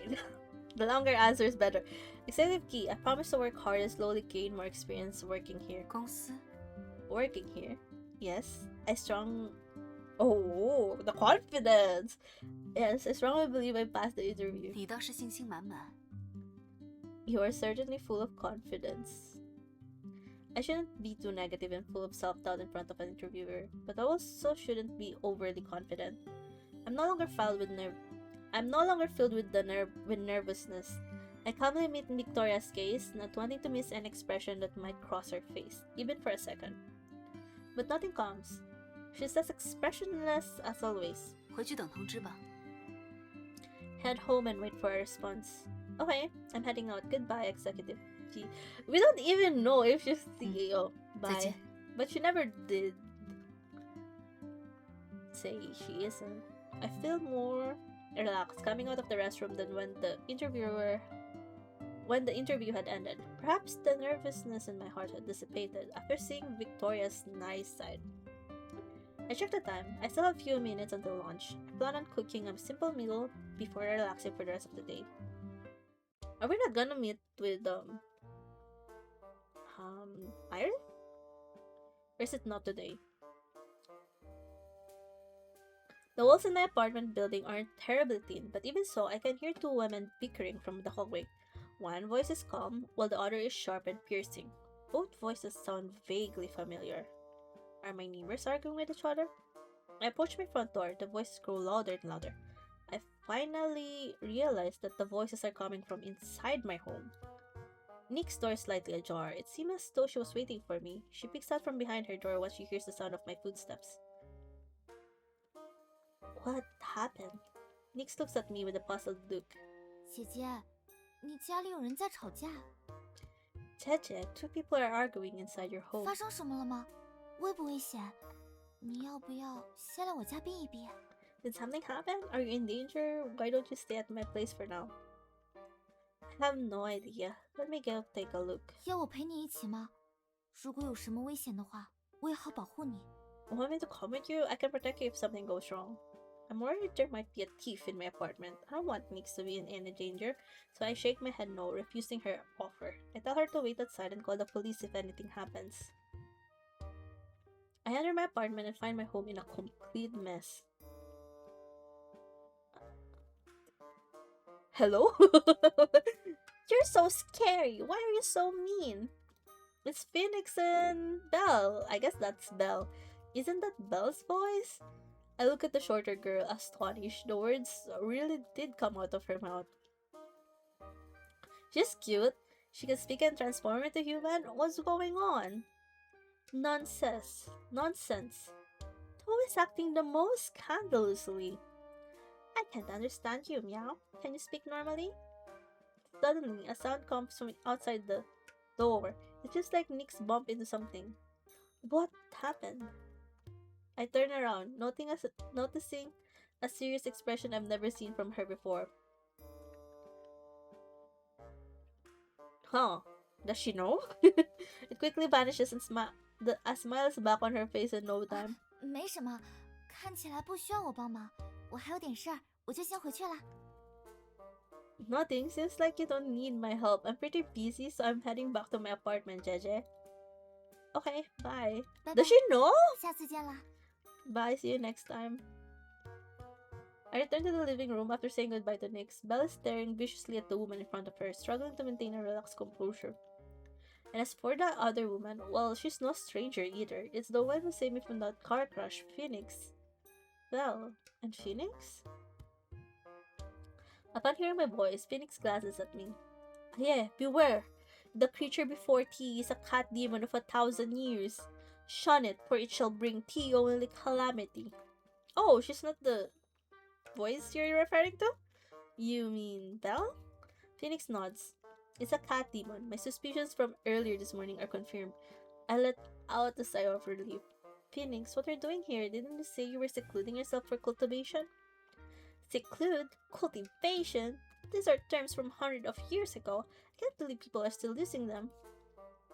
And why not? My seclusion is to purge distractions, and my cultivation doth aid me in absorbing the essence of the universe. Such pursuits serve only to fortify my path. How doth this concern thee? Okay. So they were the ones arguing. The man struggled to process all this new information. Their loud voices certainly don't help. Why do I have to stay away from Belle? Why is Phoenix back? Is she not cultivating, or is my life in danger again? However, I won't get an answer if the two of them are still at each other's throats. I must focus on separating them first. Belle, clean up the mess. I need to talk to Phoenix. She looks at me with sad kitten eyes. I almost give in, but when my eyes land on the mess on my floor, my expression hardens. Hurry up. Belle lets out a begrudging meow and reluctantly starts cleaning up the mess on the floor. Phoenix, follow me. Okay. I take Phoenix to my room. It's quieter in here. I'm sad. Why can't we romance her? She's the one who saved our life. I might be imagining things. But she seems to have lost weight. Her face is thinner. What happened? Why are you suddenly in my apartment?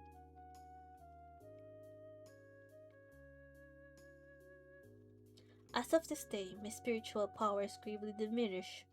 Were it otherwise, I would have banished that wicked cat demon without fail. She speaks in a calm manner, but I can tell she has something against Belle. Did something happen between the two of you? 1,000 years ago, she and I served beneath the same master, yet the cat demon was an omen of misfortune. A warner master against her, yet to my astonishment She pauses before swallowing her thoughts. Never mind. How came she to find thee? I brought picked her up from the streets. No one wanted to take her in. I took pity on her and agreed. Phoenix pauses, a complicated expression crossing her face. I have the faint feeling that the faint feeling that understanding the relationship between Phoenix and Belle will be important, so I don't drop the subject. I continue questioning her. 1,000 years ago, are we reincarnated? What happened 1,000 years ago? To my disappointment, Phoenix doesn't tell me everything. She remains her enigmatic self. Thou shalt know when the hour is right. To learn now would only bring thee undue tribulation. Mark my words, the cat demon harbors intentions of her own. Thou hast already granted her the highest mercy by bestowing food and shelter upon her. Go no further. Thank you. I'll be careful, Phoenix.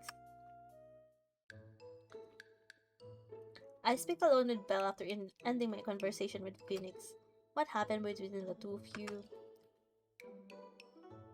She shows up and tells me she wants out of the apartment. Of course I'm unhappy about it. The old cheeser has secret plans inside her head. Who knows what she's thinking? I sigh. Unsurprisingly, Belle also holds animosity towards Phoenix. Why is your relationship with her so bad? I don't know. She's a cat and she's a bird. It seems as though I won't be able to get any more information out of either of them. I decide to change up my questions. Let's not talk about Phoenix anymore. Tell me about yourself, Belle. Where did you live? I used to be someone's pet. I live with my owner, but I'm a cat demon. My life is very long, so every 10 years or so, I need to leave and find a new place to settle down. Otherwise, there you'll notice I haven't aged. Makes sense. I was once adopted by a wealthy family. I live in a huge mansion. Everything was perfect, meow. It was so wonderful that I forgot I had to leave. They were going to bring me to the vet for a checkup, so I ran away. Can't cat demons disguise themselves as humans? You could join society and live independently, can't you? Bells look at me with teary eyes. I mean, I feel like cat has better life than humans. They're fed, housed, and all they have to do is to be cute. You want me to work at the job? Fair. Noticing how pitiful Belle looks, my inner cat lover instinct kicks in, and I quickly change the subject. Forget what I said. Belle continues pouring out her soul to me. All I want to do is live a peaceful life with my owner. Then all of a sudden, that woman shows up calling me a cat demon and saying I'll cause a disturbance. I haven't even gotten the chance to make a mess in the kitchen. All I did was breathe. This woman will bring nothing but divine retribution. Should divine retribution befall thee, then thou shalt suffer the judgment thou art due. Phoenix's cold voice slips through the door crack. Ariadne, protect me. You two stop it. Belle will continue staying in my apartment. Belle will continue staying in my apartment. Phoenix, where do you plan on living?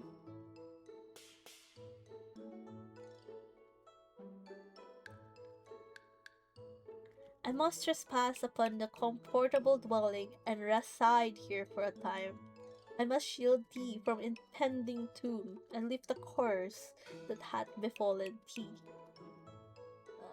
Damn. I nod. Having Phoenix here is strangely reassuring. She exudes a powerful aura, one that makes people inclined to listen to her. Perhaps this is the purpose of a guardian angel, to allow lost souls to feel at ease.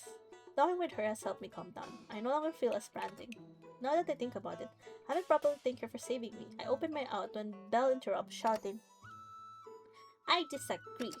Overruled. Meow. I mean, they're both cute. Belle's cute, but Phoenix, I prefer Phoenix. Ah yeah, why do you always stay indoors?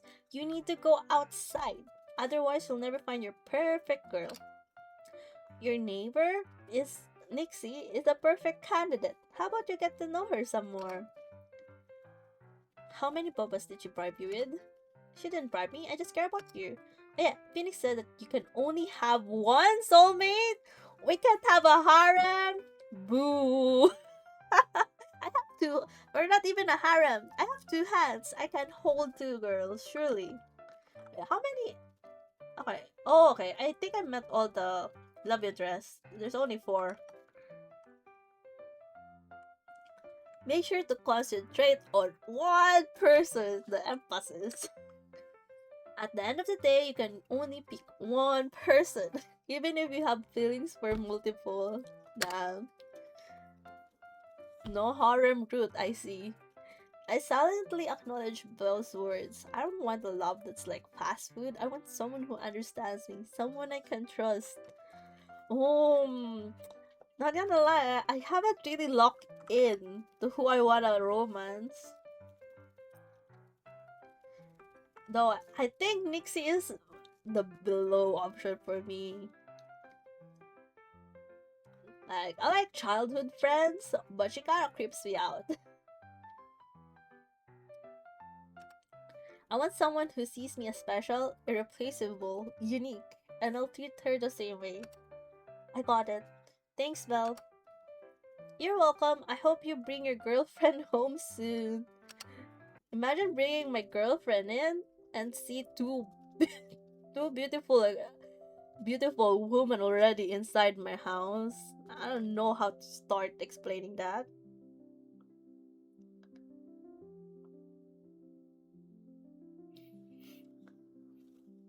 Skip this month. What? Wait, let's save.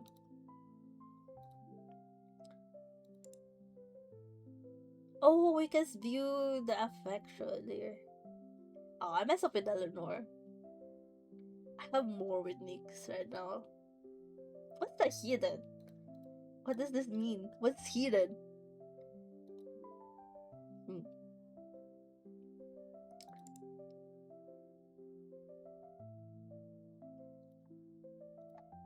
Alright, let's go outside. Oh, okay. Let's get to know unknown.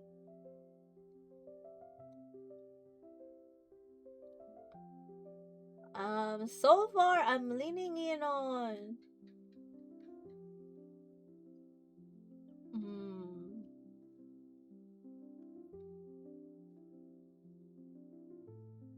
I like Iris, but also I'm curious about Victoria. Let's go Victoria.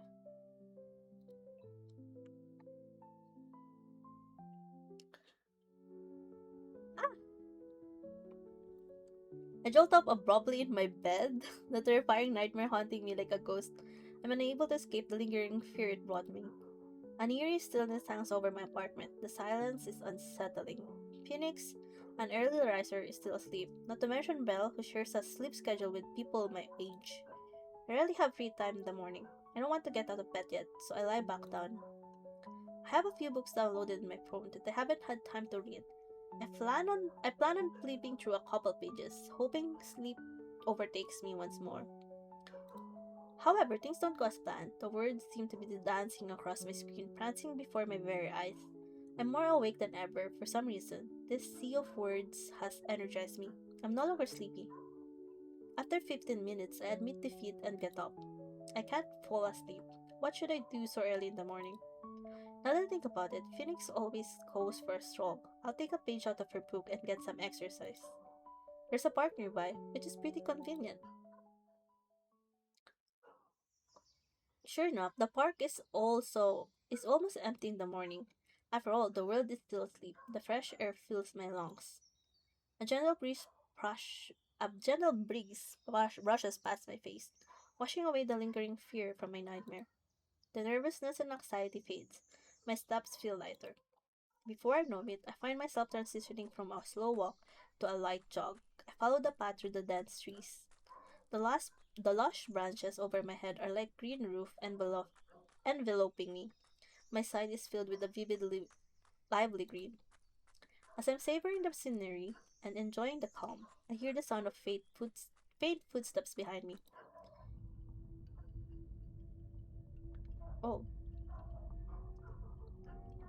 I feel the fear I just shake it off now returns. It's early in the morning, the park is empty, and the trees. Oh my gosh. This is where they find dead bodies on the news. I quicken my face, but the person behind me speeds up too. They keep a steady distance between us, as if playing a game of cat and mouse with me. My heart tightens. I slow down, testing the water. Oh, I slow down, testing the water. The person behind me slows down as well, in sync with my rhythm. A shiver runs down my spine. I want to turn around, but I'm scared I'll alert them. I'm anxiously debating what to do when I notice an empty beer bottle tossed aside, not far ahead. Perhaps some drunk person left it here, but I don't have time to think about that. It's my only way of creating a distraction. Without hesitating, I take a few steps forward, walking towards the beer bottle. I crouch down, pretending to tie my shoes. If the person behind me walks away, I'll pretend nothing happened. If they approach me, I'll pick up the bottle. The footsteps grow closer. I listen for the sounds behind me, but the fight I expected doesn't come. Instead, I hear a familiar voice. 需要帮忙吗？ Oh, bro, you scared me. That voice. I look up, surprised to see that it's Victoria. She also looks shocked, extremely shocked actually. 是你。 It's you. Executive 你 Chief. 好， False alarm. I let out a heavy sigh, trying to calm myself down. Oh, well.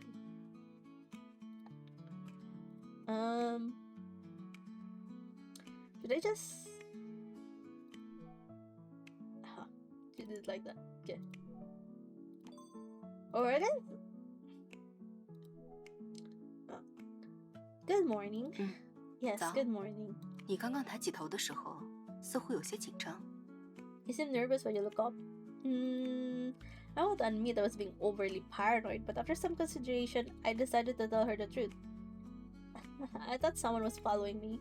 Victoria purses her lips, somewhat hesitant. 为什么？ Why? I had a nightmare last night and my mind started imagining things. You were following my rhythm. You sped up and slowed down when I did. 抱歉，这条小路比较窄，所以我只能跟在你后面。 I apologize, the path is quite narrow, so I could only stay behind you.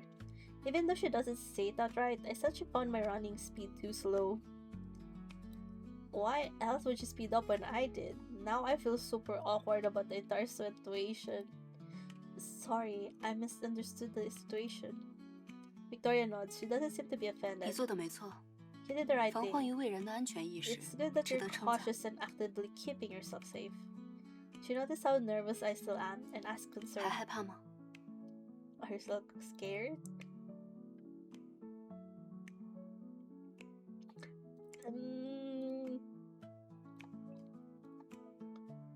No, let's be truthful. Not anymore. I feel much better after seeing you, Executive Chi. I regret saying those words as soon as they leave my mouth. We've only met once. I was too forward. But that's how I truly feel. Victoria gives me a sense of relief.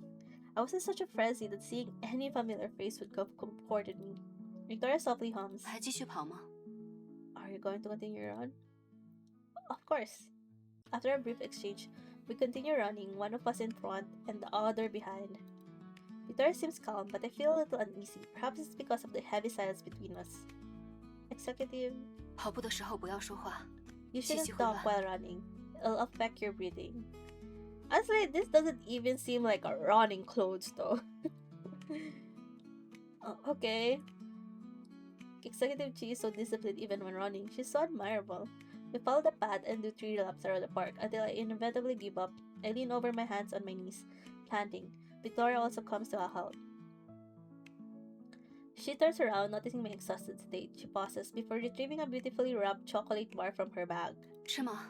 补充一下能量。 Would you like some? It'll help recover your energy. Okay, thanks. Got chocolate. I take the chocolate from her hands and force myself to nod. I unwrap it. It's not overly sweet actually. There's a twinge of bitterness. But soon the bitterness fades, replaced by the pleasant taste. It's delicious. My mouth naturally curves into a smile, moved by the delicious flavor. 这个牌子我吃了很久了，一直很不错的。 I've been buying this company's chocolate for a long time. It always tastes good. A small smile appears on Victoria's face. Maybe she's happy someone else shares the same sentiment as her. What brand is this? I'd like to buy some too. 你看吧。 Take a look.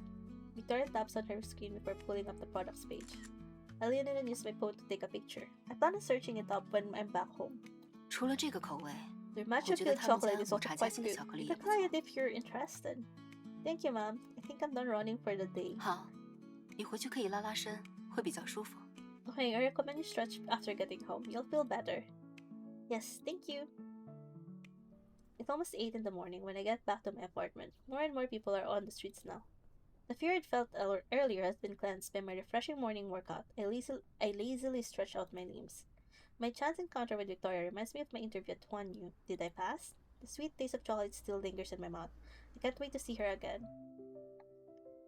Okay. Can I chat with anyone?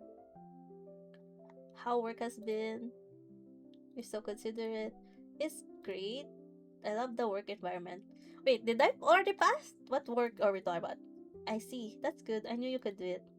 We shouldn't focus on just me. How have you been, Sweje? I've been good. Really? That's awesome. Let me treat you to dinner someday when you're free, Sweje. Yeah, of course. Oh, now I can talk to anyone?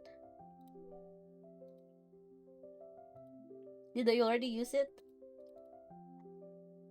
Oh, can I only contact one person at night? Damn. That. Also, I haven't exchanged contact info with Victoria yet. I guess makes sense.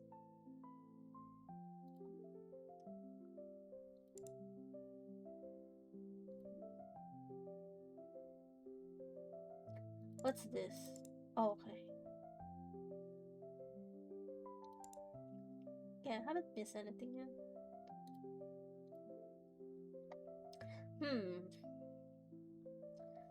End of the month?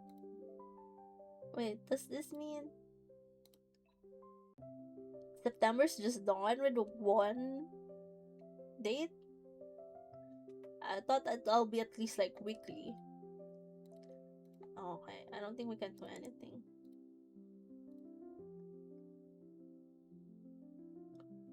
So, end games after September, right? When we reach next year, September, since we have a year. Greetings, how does to fare? A familiar voice pops up behind me. I turn around and see Phoenix's tall figure standing before me. She's holding a white porcelain teacup in her hand. The exquisite quality of the smooth and silky porcelain stands out, even in the dim light of the balcony. Taking a closer look, I notice the intricate patterns on the teacup. Sharp lines and soft shadows weave together. A stunning miniature landscape painting.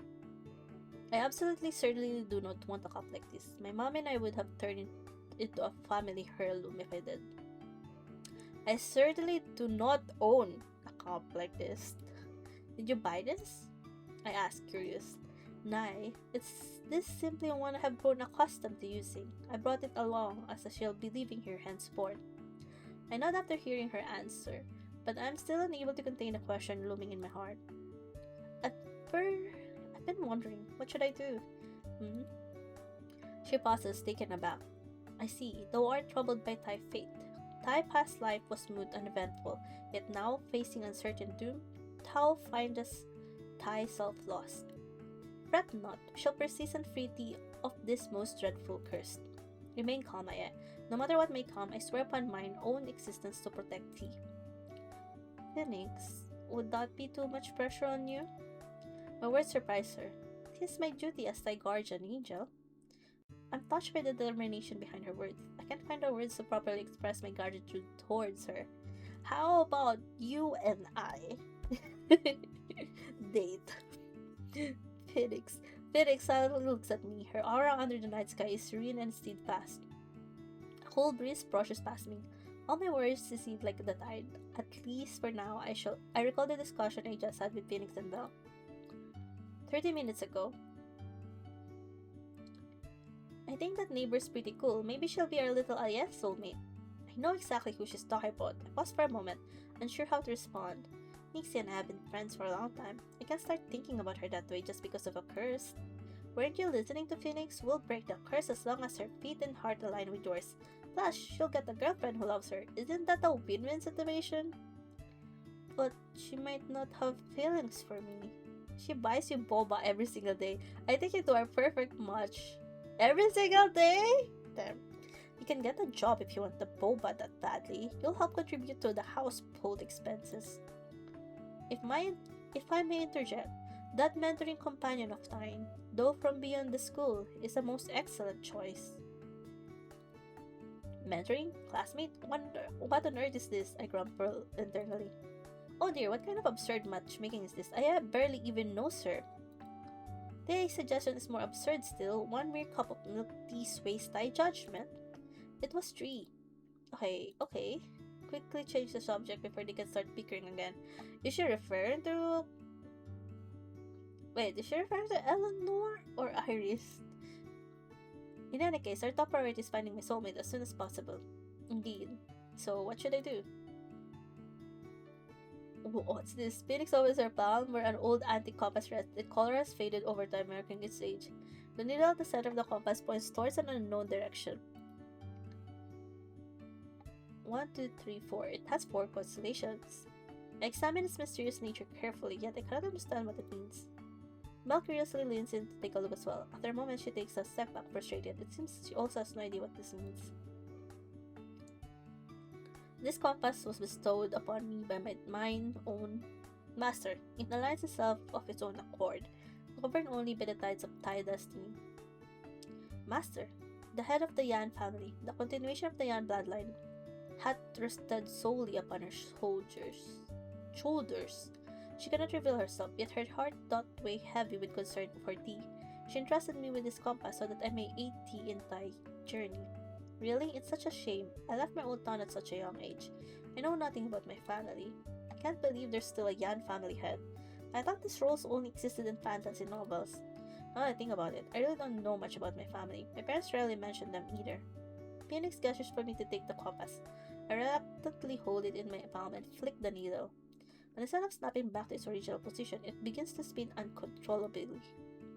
Why is the needle doing this? Is it supposed to be aligned with my astrological chart? It reflects thy current predicament. Are you saying the needle represents my unfortunate fate like a candle on the verge of being extinguished by the wind? Phoenix's expression is complex. She doesn't respond, but I know the answer. For the first time in my life, I feel the looming sensation of death. The possibility of death is like a python wrapping itself around my neck. A feeling of suffocation rises within me, unlike anything I've ever felt before. Should Stowe cross paths with Thais told me, the compass shall respond. Good or evil, it shall reveal all. So we can have an evil soulmate? Whoa. What?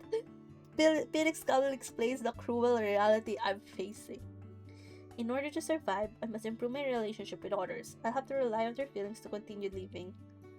But what is love? Is it really fated destiny? If I approach someone with the intention of falling in love with them? This approach conflicts with my belief of what love is.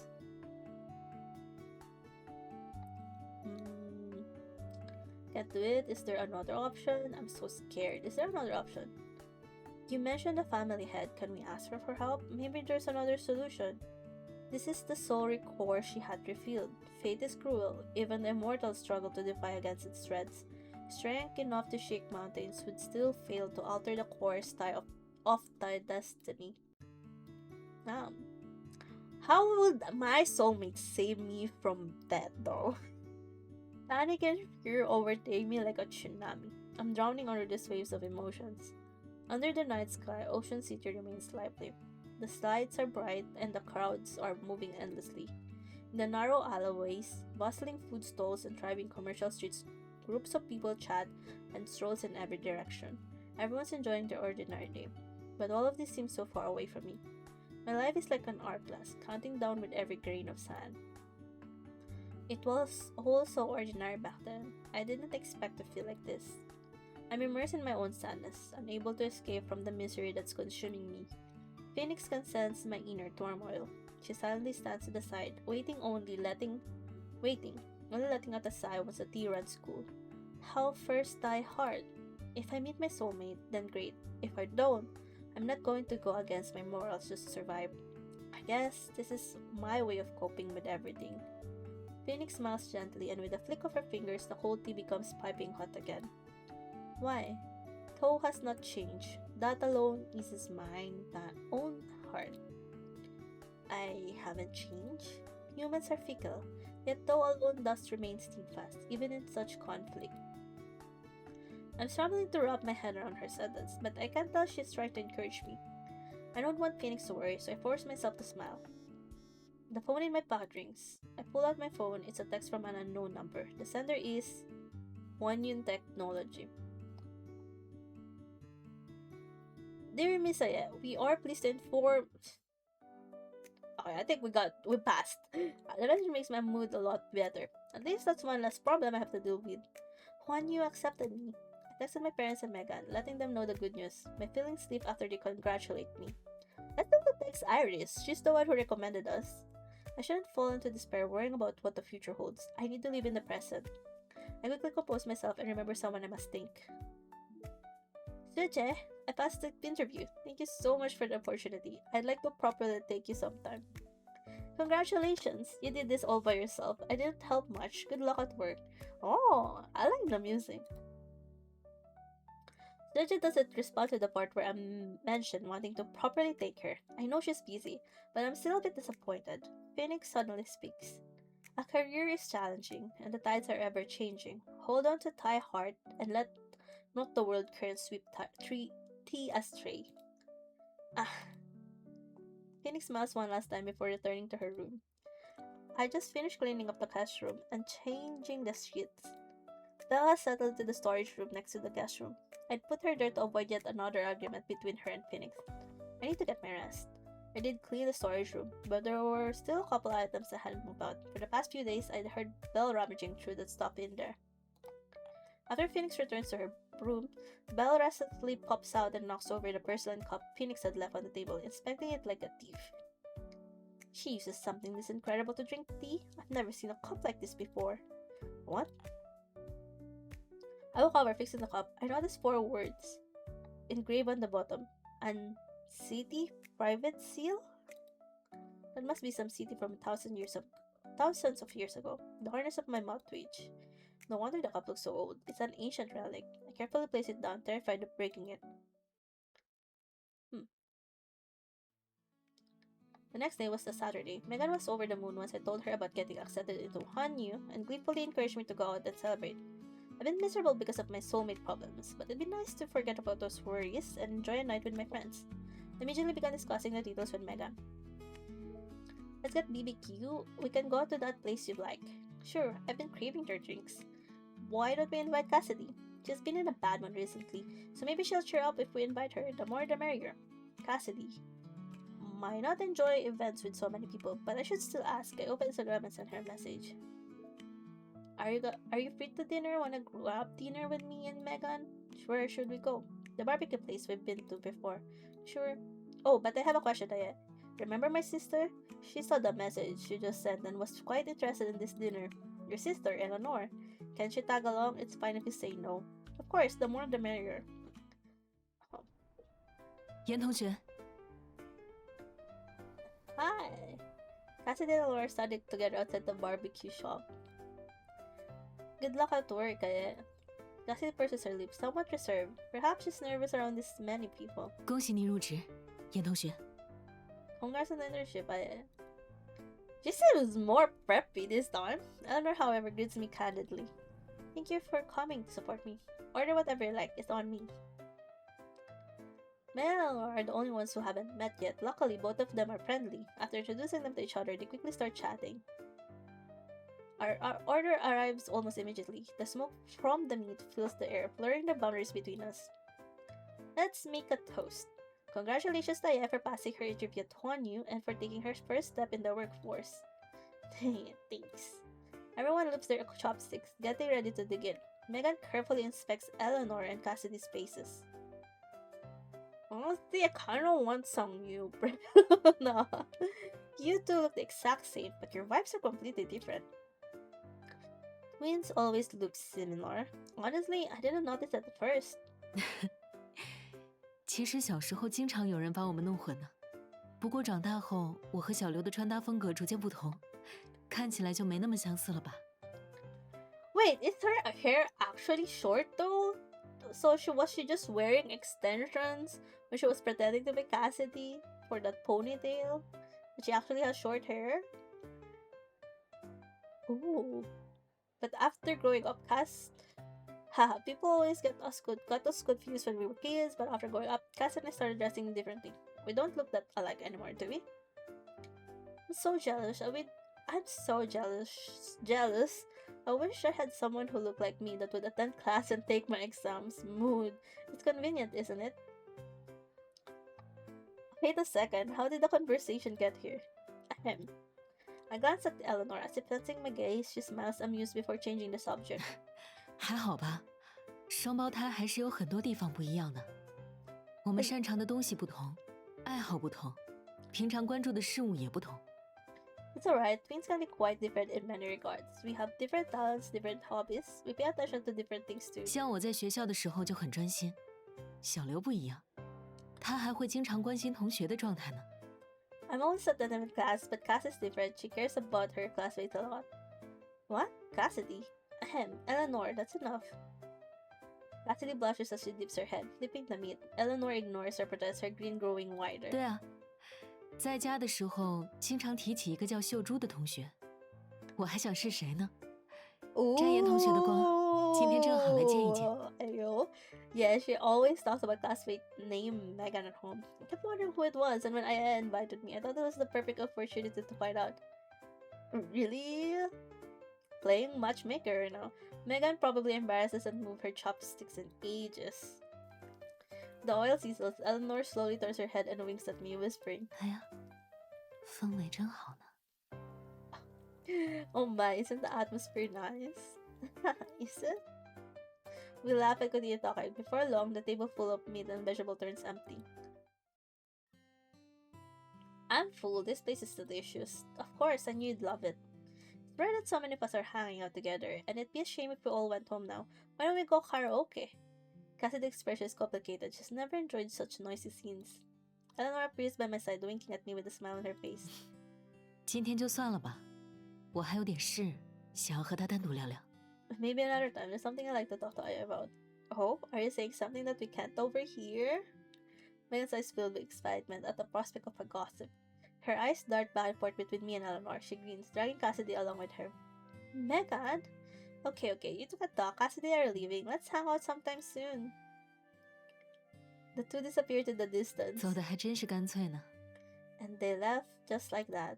I turned towards Eleanor, our gazes suddenly locked. I can see the amusement in her eyes. Do you really have something you want to talk to me about? 想让妹妹和有好感的人多交流，算不算是一件重要的事呢？ I want my sister to interact more with her crush.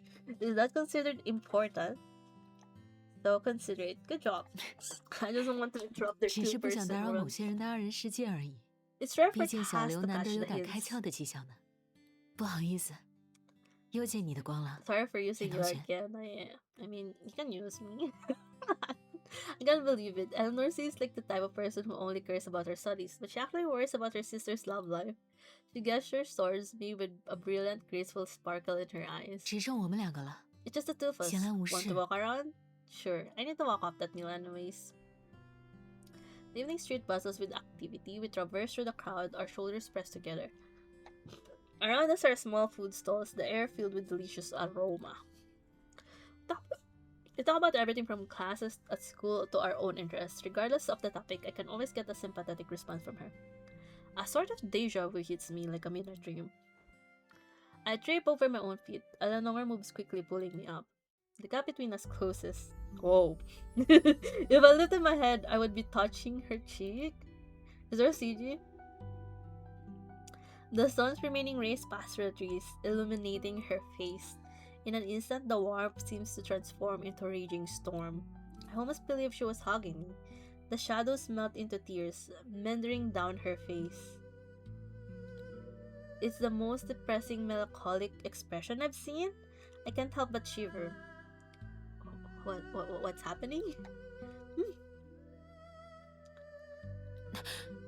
What's 你怎么 wrong? 了？ Are you 还 okay? 好吗？ Her powerful fingers are warm, instantly pulling me away from those strange illusions. Oh, are we seeing our past life? Or 从 something? 刚刚开始就有些奇怪，是最近准备实习太累了吗？ You look 我送你回去吧。 You look off. Have you been studying too hard recently? Let me walk you home. She wraps her arms around me, lending me her support. The look on her face is filled with concern. How could I have been mistaken? Is it exhaustion or...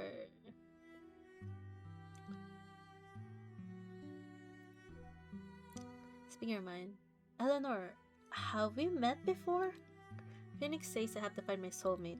When we were talking the other day, she recommended the classmate from another school that is both mentor and friend.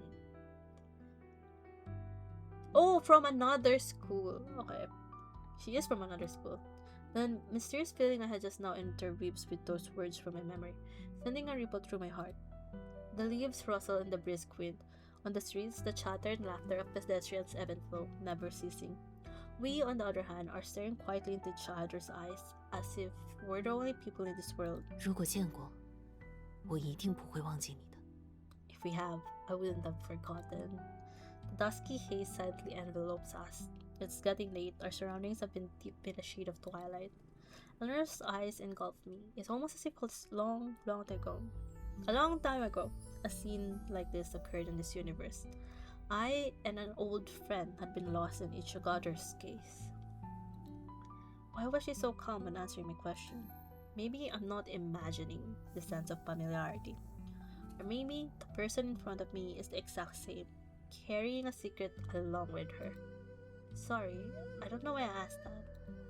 I shake my head, trying to rid myself of the strange melancholic feeling. 其实，我 Actually, I... 没什么，也许是缘分吧。 Curious. 你说呢？ Nothing. Perhaps it's just fate. What do you think?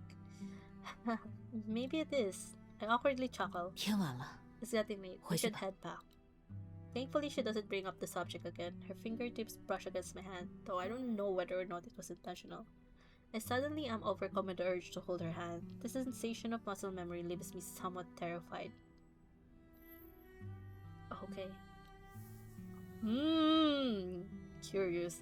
We return to the crosswalk side by side, just like when we arrived. The red light flickers nearby. Eleanor stands next to me. She doesn't leave first, she waits for the light to change. There are 10 more seconds. 路上小心，回去给我发个信息。 Be careful on your way home. Text me when you get there. You too. Stay safe. People next to me start moving. I follow them.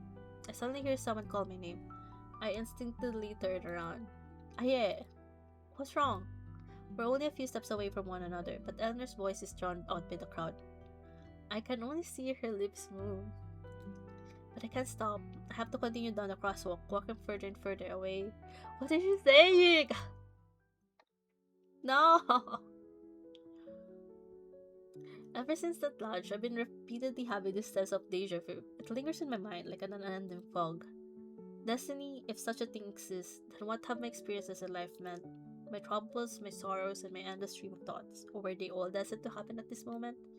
As time continues to pass, the sword of Damocles continues to loom over me. The curse about needing to find my soulmate slowly dominates my entire heart. I feel like I'm living in a completely separate world. I don't even want to face Phoenix and Belle at home. I only want to escape from all this, retreat to a corner where no one will notice me so that I can have a moment of respite. On Sunday morning, I leave my apartment. The brisk air outside helps clear my mind, but those scrambled thoughts of mine spread like wild grass. I walk around aimlessly, suddenly noticing an art gallery not far away. I don't know how many people will be at the art gallery. I push the door open. The simple gallery stretches endlessly down the hallway. The sound of my footsteps echo in the hall. The paintings hung on both sides are like watchful soldiers, holding their breath as they silently salute. Am I really going to die if I can't find my soulmate? It's not that I haven't fantasized about meeting her. I yearn for a relationship that will last my entire life. But the moment when I realize that my soulmate truly exists in this world, my heart starts panicking once more. Would the love that's swept along by the curse of fate be a love that's true to my heart's desires? Lost in my thoughts, I realize I've been standing in front of this painting for a very long time. The person in the painting has black eyes, yet has been watching me this entire time as if ridiculing my ignorance and incompetence. Suddenly, I hear a gentle, calm voice from behind me. 这幅画这么好看吗？ Is this Iris? Oh. Ah! I spin around. I don't know when Iris showed up, but she seems to have been quietly standing by my side for a while. My mind is such a disarray, I didn't even hear the sound of footsteps approaching me. Perhaps seeing how absorbed I was, Iris leaned down slightly towards me when she spoke to me. Her soft breath hovers over my nose like a butterfly, a slight dampness engulfing my thoughts. I instinctively take a step back. She seems to sense my awkwardness. Her lips curve up, and she takes a step back as if nothing had happened. Why 怎 were 么 you 发了 spaced 这么久 out? 的呆？ I was 刚才 calling 在 your 后面 name 跟 from 你打 behind 招 you, 呼， but you didn't even 你都 react. 没发现。 It's nothing. I was just thinking about some stuff. Are you here for the art gallery too, Sueje? 这个画展快要结束了，我想在那之前过来看看。 Yes, I wanted to 没 see 想 it 到 since ending 居然 soon. 会碰到 I 学 didn't 妹， even run into you here. 真 What a 巧。 coincidence. As she speaks, her eyes gradually sweep toward the paintings in front of her. But before I can let out a sigh of relief, I hear her gentle voice again. A voice that points directly at my heart. 看起来很迷茫呢，是遇到什么难题了吗？ You look troubled. Did you run into a problem? Her concern leaves me lost for words. How am I supposed to explain to Iris everything that's happened? Noticing my silence, Iris doesn't pursue the matter any further. She quietly paces around the sad gallery, only leaving behind the clacks of her heels. Okay. She suddenly calls my name, gesturing me to look in the direction she's pointing at. It's a painting that's more abstract, more chaotic than the last, blooming like a frenzied flower underneath her pale 你 fingertips. 看这幅画，像不像加缪 Does 所 this 说的 painting 推石上山的西西弗斯？ Does this painting look like what Albert Camus said about Sisyphus, pushing the boulder up the mountain? Sisyphus, the figures depicted in the painting wrestle with color like they're fighting against the wind. It truly does remind me of the tale about the warrior doomed to internally push the boulder up the mountain, starting all anew once it rolls down to the bottom. It does. People who keep failing, keep trying again, putting on all that work to no 明 avail. 知道石头会滚下来， They know that the 却依 boulder 然 will 一 roll 次次 down 推 again, 上去的 yet 人 they，keep pushing it back up. Her smile leaves me at loss. I've never understood the meaning behind this in stories. 也许意义不在山顶，重要的是当下的选择与行动。Perhaps the meaning is not at the top of the mountain, but with the actions and choices made. 推石头没有意 Pushing the 义， boulder is meaningless. 难 Does 道其 that 他 mean 事就有意 everything 义 else 了 is 吗？ meaningless too? 我们的出生都不是自己所能决定的，也从来没有人给过一个关于活着的具体答案。 The 意义 nat- 是什么？ the 没 nature 有 of 人能说清楚。 The nature of our birth is not determined by us. No one has ever provided a clear answer regarding being alive. What's the meaning? No one can say. 意义是自己去创造的，你的选择就是你的人生。 The meaning is you. You need to create your own future. Your choices will shape your life. My heart skips a beat.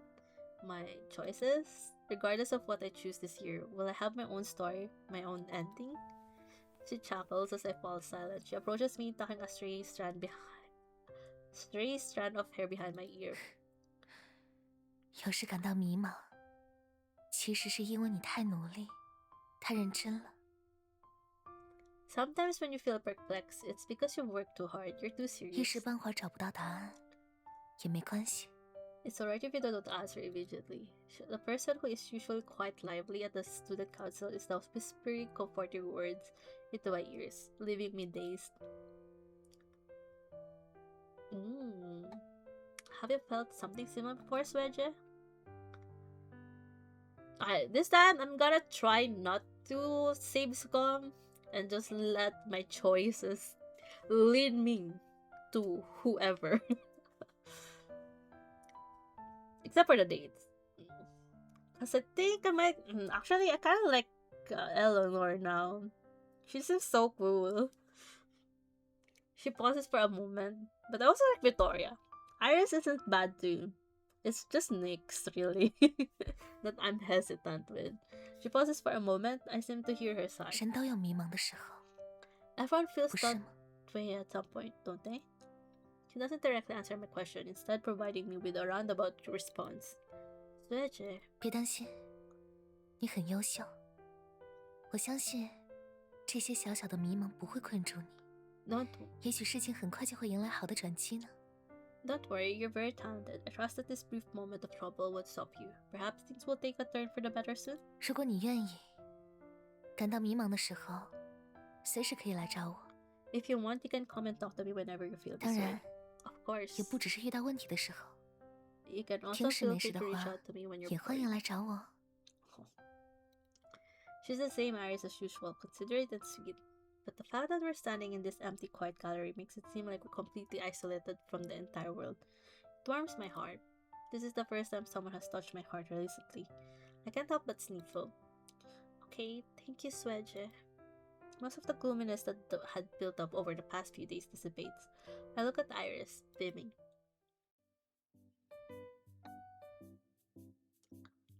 Why do I have a vase? It's Sunday afternoon. I wake up from my midnight nap, noticing that there's something new on my bedside table. It's a plain flower vase with water inside. I don't know who left it there. Belle is home today. She probably knows who it was. Belle! What's up, Aya? Did you leave this vase here? What's it for? Don't touch it. Yeah, put it back. Why? What is it for? Trust me, it's good. You'll thank me in the future. I'm very curious why she's being so secretive, but she's unwilling to spill any details. Forget it. I'll ask Phoenix when she comes home. Where does she go, though, Phoenix? I suddenly hear the door unlocking. Phoenix has returned at the perfect time. Phoenix, you're back. Quick, come over here. She walks into my bedroom, confused. Do you know what this is? Belle put this here. She lowers her eyes, frowning. The vessel had been filled with purified water, totaling 8 tenths. This a spell to beckon forth love. Water signified prosperity and transformation, with space remaining for the affection meter, so fate doth continue. Demon Cat, from whence did Stowe learn such a trick? Well, it's not like it's a bad thing. This shall affect her red Luan star. Summoning fate is by nature a disturbance. It is by no means to be relied upon. Don't make it sound so negative. Plus, we have you protecting her. What trouble could there possibly be? She's pro Nyx. And considering she's a cat demon, that's make me wary of Nyx. No wonder. The people around have been acting strangely. It's because of this. Belle is also worried about me, so she used this love attraction spell to help with my curse. My heart warms with gratitude. However, just as Phoenix says, even small tricks like this one have cons. Someone knocks on the door, interrupting my thoughts. Who is it? It's me, Jaja. See? Unexpected voice, I rush to open the door and I'm greeted by a beaming face. Nyx grins proudly, holding a box of cupcakes in her arms. The air fills with an overwhelming sweet 我 aroma. 在家烤了小蛋糕，想着也给你们尝尝。 So she can see Phoenix and Belle. Megan wasn't able to see Phoenix, right? I baked some cupcakes and wanted you guys to try them out. Thank you so much. They look delicious. 这盒是给小玲的， Oh, this one is for Belle. She places the box on top of the cabinet near the entrance. 一次性只能拿这么多，姐姐那份儿就跟我一起回去拿吧。 I can only carry so many at once. Can you help me grab the rest, Jeje? I nod. Nyx drags me across the hallway into her fragrant room. Oh, she has a PC. Wait, does she stream? Is she a streamer? There's a row of stunning cupcakes on the table. Nyx even pie flowers. The cream and pearl sugar arranged layer by layer. It's surreal. 喜欢吗？ It's beautiful. Did you make this all by yourself? 因为我想和你分享嘛， I wanted to share it with 只 you. 要能让姐姐露出微笑， I'm happy 我 to 就 see 很 you 开 smile, 心了。 Jeje.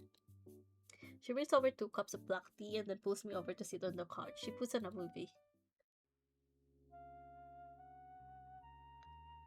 Oh, now we're watching a movie. Now we're just gonna get the cupcakes. The opening sequence is addicting. I'm just about to eat a bite of my cupcake when all of a sudden, I feel a coolness on my lips. Nixie. I lean back a little, wanting to take the spoon from her hand. But Nixie doesn't let go. Instead, she pauses and bats her eyes at me. 小时候你经常这样喂我的，不记得了吗？ You used to feed me like this when we were kids. Have you forgotten? 我也想喂你吃。 I want to feed you too. Her eyes are so convincing. My refusing palm lingers me there, as if already forgetting its goal. A bite of cake is no big deal, right? Wait, she has she used that spoon already? I can't remember. Indirect kiss? She doesn't know what my hesitation means. She stubbornly lifts the spoon to my She stubbornly lifts the spoon to my lips again, looking at me expectantly. What am I thinking? Nixie just wants to share the cake she's worked so hard on. I give in, accepting her offer. The sweet and fluffy cake leaves a burst of flavor on my tongue, trickling down my throat, disrupting my breathing. 好吃吗？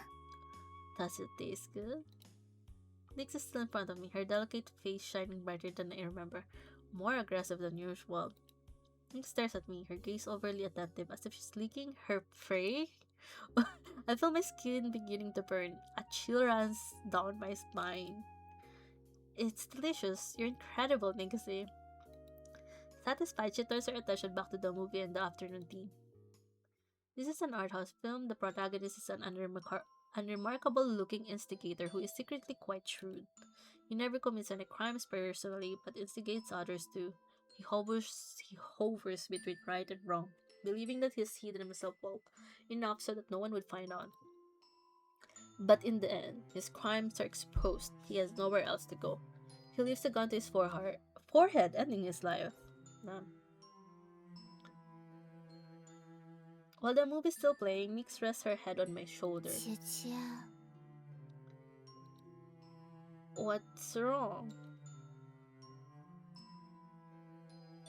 I don't know where her eyes are looking, but I sense her slightly trembling. 你说，电影里的这个主角，用几句话就能唤醒人心底的恶， She kinda 让 scary. 普通人自相残杀。 The main character can awaken the evil in people's heart and manipulate ordinary people into murdering each other.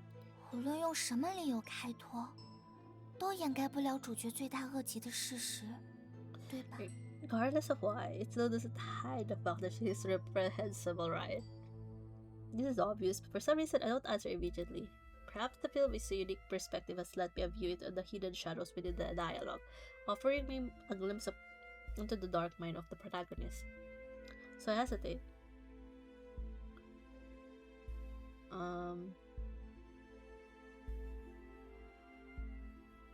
你还是和以前一样，没有变。 She did not like that.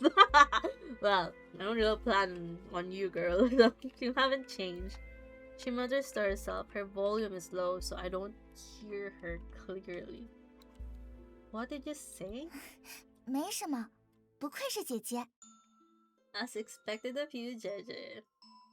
Oh man.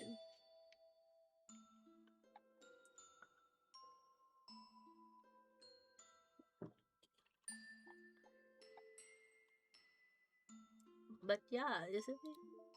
你还是和以前一样善良，真好。 You're just as nice as you were before. I'm glad. She sits up looking at the table. Most of the cupcakes are still untouched. 居然剩下了这么多，我一个人是吃不完了。姐姐全都带回家吧，你的朋友们应该也会喜欢的。 There's so much left. I can't finish it by myself yet. Jaja, take it home and your friends will love it. She stretches out her arms before hurriedly packing the cupcakes up. She seems to be in a good mood. Why did Nixie suddenly ask me a question like that?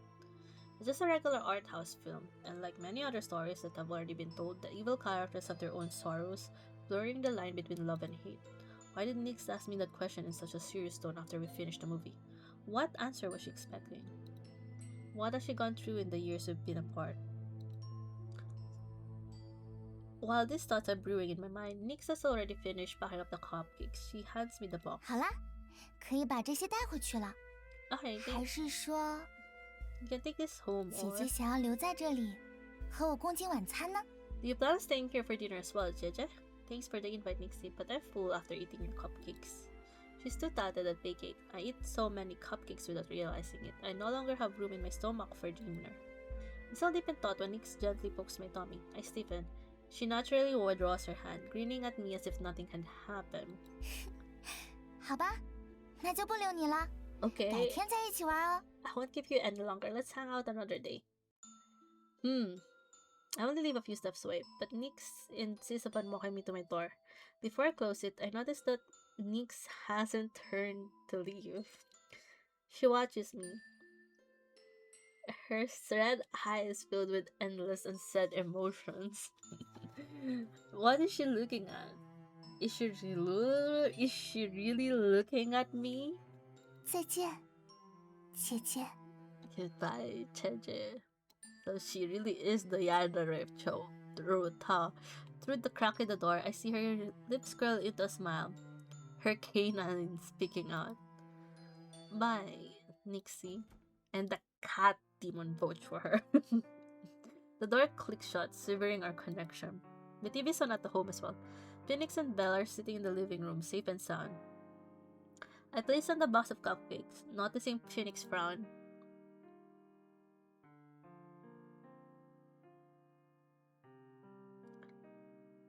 Yet it is beneficial for thee to reflect upon the past, but knowing someone doth not necessitate, thou shouldst know their heart. What one revealed but to thee is perhaps only one of her countless faces. Countless faces. Thou hast met long ago, but has also been distant for long. Time, experience, and memory all change. Thou canst not expect anyone to be the same as when thou first met her. While thou dwellest in this mortal world, thou must always remain vigilant. Phoenix rarely criticizes someone so harshly. I don't think she's interacted with Nyx before, so why is she suddenly saying this? Is it just because Nyx started work early and she's not in a typical industry? Is she reminding me to be careful who I befriend? Phoenix is against her, so... I want to ask her more questions, but Belle interrupts me. You're using your logic to theorize about others again. Meow, it's fine that you hate me, but now you're hating on the neighbor girl too? Nonsense. Humans and demons are by nature destined for diverging paths. I had kindly adopted thee, yet thou returns her sincerity with trouble. What do you mean trouble? Haven't I been very useful? So many people have expressed interest in Aya recently. She's currently stressed out over having to find her soulmate. You're leaving her rent-free. Can't you think of something? Phoenix is calm and restrained, but when faced with the blabbering Belle, her veins often bulge. What are you doing? Yeah, save me, she's going to hit me. Belle, sensing danger in the air, instantly morphs back into a cat and buries herself in my arms.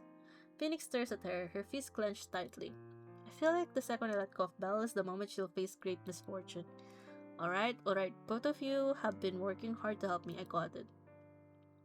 As for my unanswered questions, I'll have to save them for another day, when Phoenix and I are alone.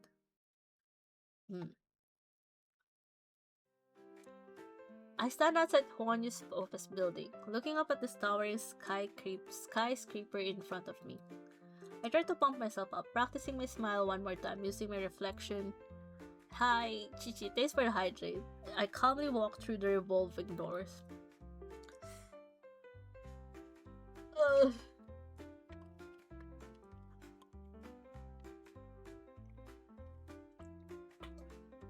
I guess every end of the month, once we pick a date, we do still interact with the other love interest. Do I wonder if it will change once we have more affection with certain people. I'm early once I'm done with the onboarding process. I find my seat. I didn't expect that the desk next to mine already has someone there. Also, we have met all the allies now. We have the childhood friend,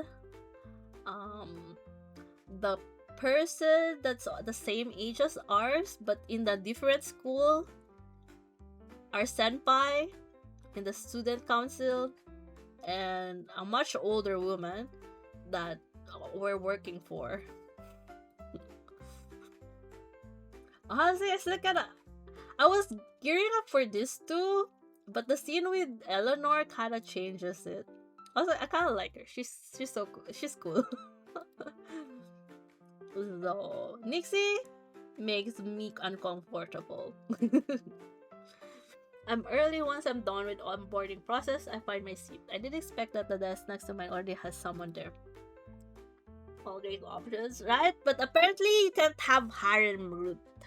Like, they emphasize that I can only be with one person by the end of the game. Like why not? Even if not harem route, I have two hands, surely. She has her back towards me. She seems so familiar. I squint my eyes. Is that? So she is not is she not the CEO? Why? It's you. Oh no! It's Megan! That familiar figure is my best friend, Megan. What? What are you doing here? I'm losing my mind. I got transferred here. But hey, we're now co-workers. Aren't you happy? Happy? You wish? When did you find out? Megan awkwardly chuckles, clearly guilty. Like 2 days ago? I'm furious. She could have mentioned this to me over the last 2 days, yet she kept her mouth shut. I told her immediately after getting my internship. I huffed, turning my back against her. I even pursed my lips and refused the breakfast she offers me. Since this is my first day at work, the department head doesn't give us many tasks to do. I frequently help out student council, so I'm already well versed with all of these tasks. To be honest, I must thank the idiot sitting right next to me for that. I've been ignoring her this entire morning, busy paying attention to the training we were being given. I guess Phoenix did say soulmate and not soulmates, but still. And make sure to keep in mind the point. Why they made all the love interests so interesting and so pretty then. And make sure to keep in mind the points I mentioned. A lot of previous interns have made these mistakes before because they were taking this job seriously. As incoming interns, your focus right now should be on mastering the basics. She looks at her watch once. She finishes her sentence. Alright, it's noon. Head over to the cafeteria for lunch. Whether it's at school or at work, everyone's favorite part of the day is lunch. True. As long as the department head dismisses us, Megan makes her way over to me with a pitiful look on her face. I was wrong. I shouldn't have kept this from you. I promise I'll tell you everything from now on, so please forgive me, okay? I was going to tell you at dinner the other night, but the atmosphere here just felt off at first, and then I got so wrapped up in talking to everyone that I forgot. Anyways, there wasn't a suitable time to say anything, so I just planned on surprising you today. I'll buy you boba later, okay? A large, an extra large, okay? She pleadingly bats her eyes. It's both adorable and hilarious. I've already cooled off after a full morning at work, and honestly, I'm more delighted than anything else. I can't hold back my smile any longer. Fine, I'll forgive you this time. Great. You have no idea how gloomy I was when you kept ignoring me. I felt completely despaired. Alright, that's enough out of you. Let's have lunch. Sure, look, you have no idea how surprised I was when I got the transfer notice. Since our first day at work, Megan and I get slightly lost before finally making it to the cafeteria.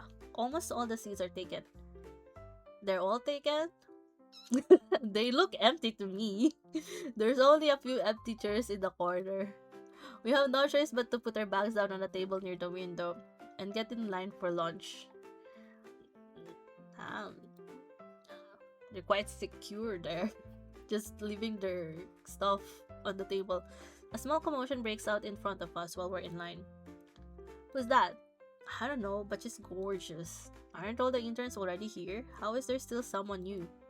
Megan is a huge gossip. After hearing this, she immediately cranes her head to take a good look, and then excitedly taps me. Hey, look over there. That older woman in front of us really stands out. I feel like she doesn't belong here. Whoa! She's not one of the L? Hi! Wait! Please, mommy? I follow Megan's figure not. Wait, why is she not one of the choices? Oh, it catches my eye. No! Who doesn't want a woman in a suit? She's tall and dressed in a suit, clearly on a different level than all of us. She gives up rich kid experiencing the ordinary life vibes. Rich people really are different from commoners like us. You can't fake that attitude. Damn, Megan. I nod in agreement. Even just her silhouette stands out from everyone else. Do you think she's the daughter of some higher up? Stop randomly making guesses. We should just focus on doing our jobs well. We return to our seats after getting lunch. The woman we've just been staring at is now sitting at the table in front of us. She's flipping through her phone absent-mindedly, picking at her food with her chopsticks. It doesn't seem like she's very hungry. Megan and I aren't the only ones secretly observing her, but she doesn't seem to mind. In fact, she's not paying attention to any of us. Wait, what's her name? Wait, there's still hope? Maybe there's a page 2? Hopefully. Cross fingers. We got 2 hours for lunch after we finish our meal. Though we have already unlocked the dates portion, so I don't know. After we finish our meal, we walk around downstairs until Megan is summoned by her boss. I take a stroll by myself before leisurely making my way back. From a distance, I spot a pile of documents on my desk and a coffee cup with a special logo. I recognize this logo. It's a coffee shop nearby. Meg and I were just talking about giving that place a try. But that place usually has a super long line. It takes us ages to get something. I didn't think Megan would secretly buy me coffee. Now this is more surprising than her transfer to Wanyu. I grin, picking the cup up. Don't want it to accidentally spill all over those precious documents. I gloss over the files. It's obviously a level above the task we'd been assigned to handle this morning. However, work needs to get done. I split the documents into separate categories, putting user research and data on top, and demand underneath. I need to process the research results first before I can handle the rest. The challenge, but also the first official task I've received here at Wanyu. I grit my teeth and get it done. After a lot of hard work and effort, I finally finished part of the task. I absent-mindedly reached for the coffee, only to find the cup empty.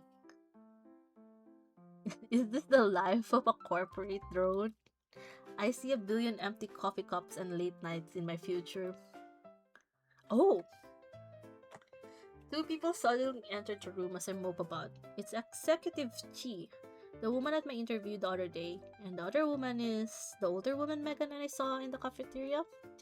Are they something? 你确定在这里吗？别打扰大家工作了。Are you sure it's here? Don't disturb the work. She's not voice. My hopes are dashed. She's not voice. Yes, but it's fine. If I can't find it, I'll just buy 2 more cups. Oh, it's hers. Are you coming between them? Well, we never know. Maybe they're just exes. We don't know yet. We don't know anything yet. If I can't find it, I'll just buy 2 more cups. 那你去找找吧。 And find it. Oh. After excited finished speaking, the older woman glances left and right as if she's searching for something. Is that her coffee? Oopsies. What are they searching for? Just then, her eyes flick over me and I meet her glance. Clueless, uncertain. Before I know it, I find her standing in front of me. A forced smile on her face as she stares at a cup of coffee in my hand before looking up at me. Her eyes are accusing. Sorry, mommy. I mean, what? My heart stops and I quickly retrieve my hand. Don't tell me. This cup of coffee actually belongs to her? Now that I think about it, that makes a lot more sense.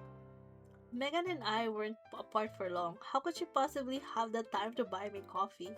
The woman remained silent, staring down at me, awaiting my next move. I nervously stand up, fighting the urge to shrink back against her. Scrutinizing gaze, and awkwardly say, I'm so sorry. Is this coffee yours? I thought my friend bought it for me. I apologize for the trouble I've caused. Why don't I buy you another cup? Executive has walked over and gives her an exasperated glance. 我说，秦朔齐董事长，这么久了，你丢三落四的毛病怎么还没有治好？ Oh, they're siblings. Okay, we're still in, guys. Hey, Chairwoman Rosalie Chi. Well, I think they're siblings. They have the same surname, unless Chairwoman Rosalie Chi. How come you still haven't fixed this lousy habit of yours? Why do you keep putting things in random places? Chairwoman? Perhaps my reaction was too exaggerated. The woman in front of me chuckles and reassuringly pats me on the shoulder. Don't worry about it. I shouldn't have left it there. Think of it as an award for doing your job so well. I'm sorry, Chairwoman. I didn't mean to. My heart is filled with nothing but regret. I should have double-checked with Megan.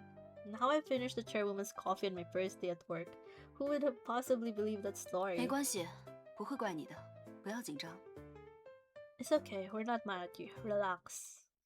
Even though Victoria's facial expression is normal, I can tell she's trying to comfort me. I appreciatively smile. Rosalie watches our interaction before suddenly interjecting. No, there should be more? My heart skips a bit. I don't know what else of the Chairwoman's belongings I've accidentally destroyed. Oh shit. I brought over some documents from the head office. I put it underneath the latte. Have you seen it? Are those the files? I gingerly point towards the spreadsheets I've just finished on my computer screen.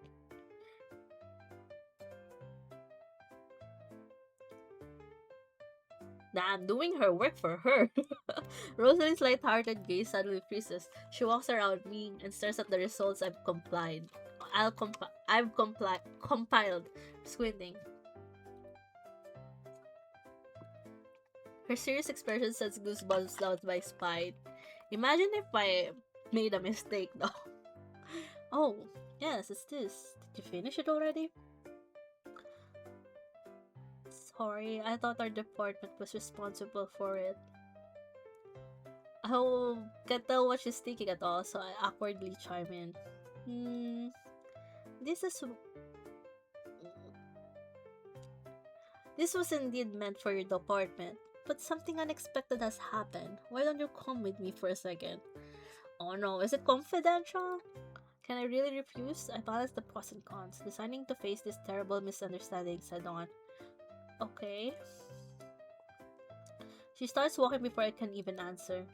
Victoria stands in the same spot but follows the chairwoman after I agree. I trail behind them like a lost puppy. A very eventful first day of internship. I only sense the sweat dripping down my forehead once we've reached the door to Victoria's office.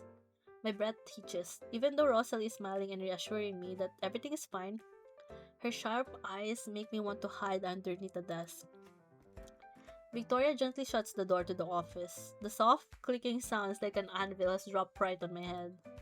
She silently stands next to Rosalie, their eyes chaining me to the floor. This joint hearing makes me feel like I'm about to hand in my resignation. To be honest, I'm quite surprised. I didn't think you would sort through all those files. Are you one of our new interns? It's not about the coffee. I feel like a weight has been lifted off my chest. Yes. You should go away to Faru while you're alone. While they're together. At least give me some good memories if this is my last day. I mean, she smiles, her fingers tapping the desk in front of her. Would you be open to relocating to another department for your internship? 点到为止就行了，别真吓着他。 Already? You're moving me to another department? Let's stop here. Don't scare her. Victoria's tone is harsh, but Rosalie doesn't seem to care. She stares right at me, waiting for a response. Ooh. What would she like? I can't romance her, but what would she like? I will stand by. I refused. I can sense that the chairwoman wants me to work for her at the head office. I'd be treated much better than I am here. How would you know? It's just your first day, girl. Calm down. But her attitude makes me unsettled. I don't want to offend her, so I choose my words carefully. Thank you for the offer, Chairwoman Chi, but as a new intern, I feel as though Huan Yu is better suited to my needs. Executive Chi has taken care of me very well. Don't be so quick to refuse. Who knows, maybe I could take care of you better than your Executive Chi. Honestly? Honestly, I'm marupok. I would switch sides. If I know she's actually a legit love interest, I'm sorry, Executive Victoria. I would have switched sides. It's as if her tone is light-hearted, but her gaze is still just as serious as it was before. It's as if I'm some new toy she's inspecting from the display window. It's unnerving. Oh. Honestly, I wouldn't mind her toying with me. I mean, or perhaps my words are meaningless. The only ones with power right now are her and Victoria. I subconsciously look towards Executive Chi. 他不愿意，你就别强人所难了。 She refused. Stop pressuring her. Rosalie ignores Victoria and repeats her question. Are you sure? I'm sorry, Chairwoman. Please allow me to refuse. Rosalie smiles. Are you really refusing my offer? Huan Yu is a new company. I can personally train you if you decide to join us at the head office. I'm enticed, but I truly enjoy my current position here at Huan Yu.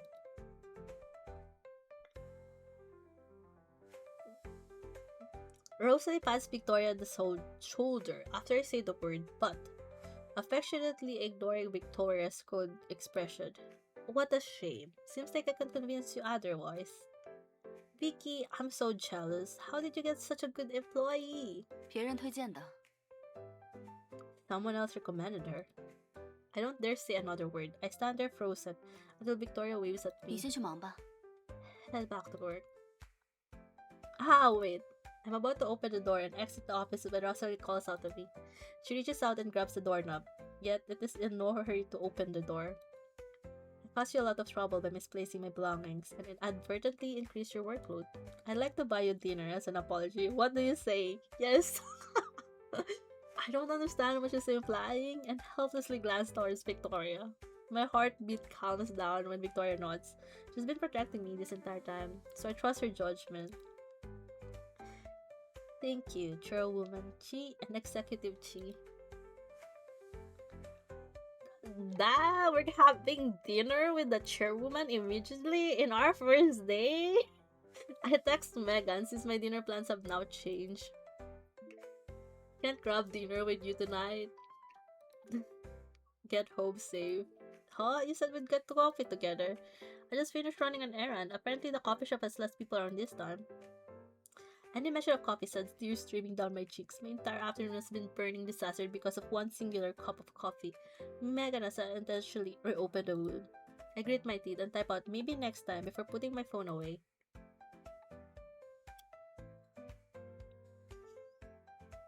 Ooh, fancy.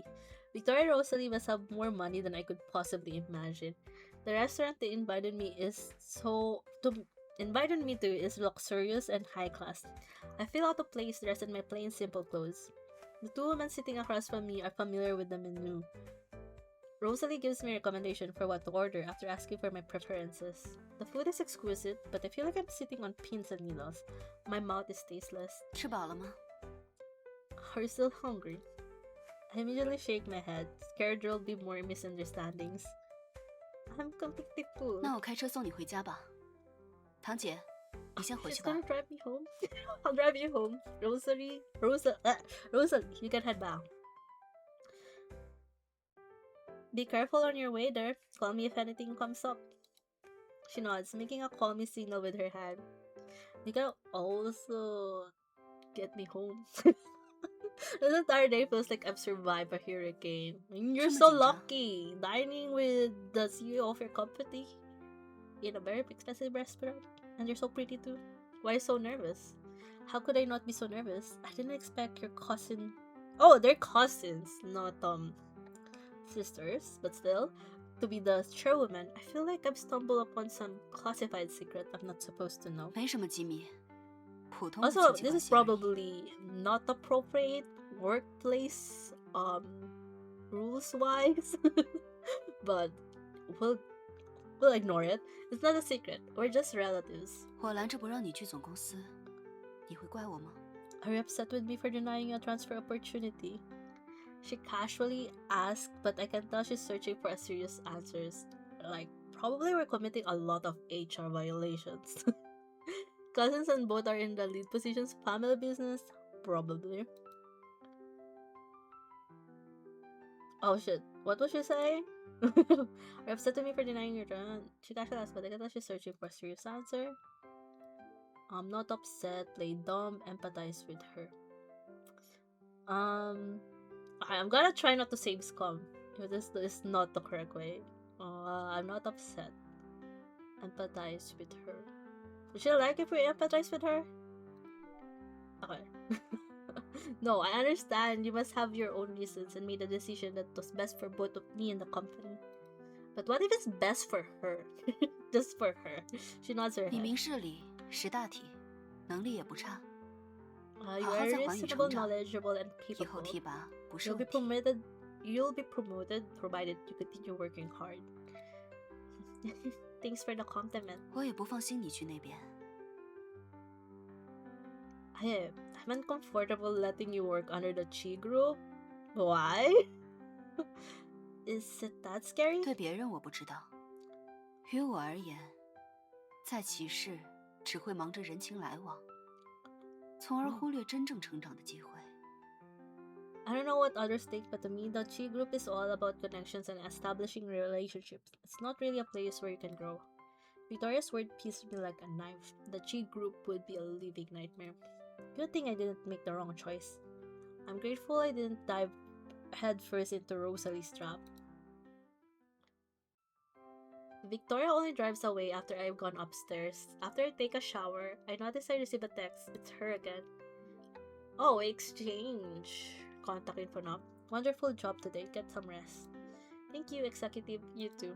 You can just call me Victoria. No need for such formalities. I can't. Victoria? Like this? Feels weird. She says emoticons. Executive Victoria. You just took 2 steps back. I'll just call you that when we're alone. Okay. It's getting late. Wonderful job today. Get some rest. You too. Good night. Good night, Aye.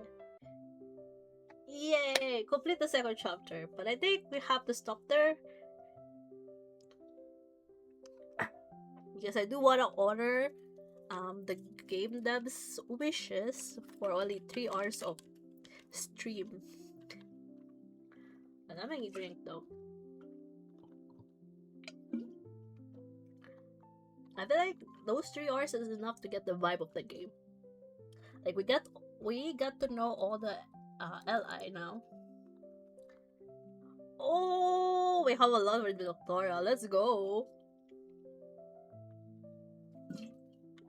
I'm curious what the hidden means though. Like I guess we can make them hate us. Like that's the opposite of affection, right?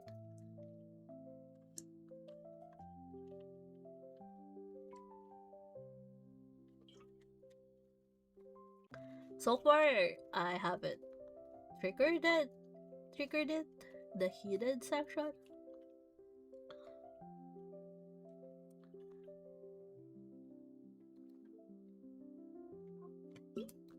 Let me save. I will continue this in Discord. Actually, I might continue it now. Kasi I want the ending.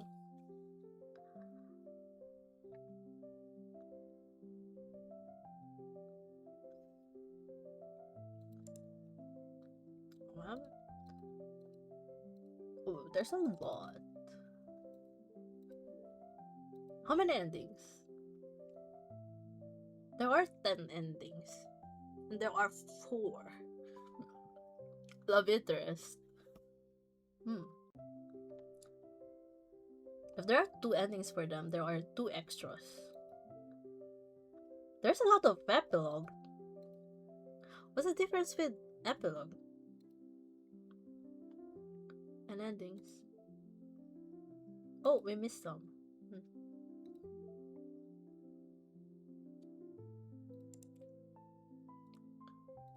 Anyway, thank you guys. I'm gonna edit that there. And we'll continue this in Discord. As the devs wish that we don't stream it too much. Epilogue is a short chapter after endings. Yeah, but there's a lot of epilogue for one ending, I think. Or was that? Oh, I guess there can be multiple epilogues.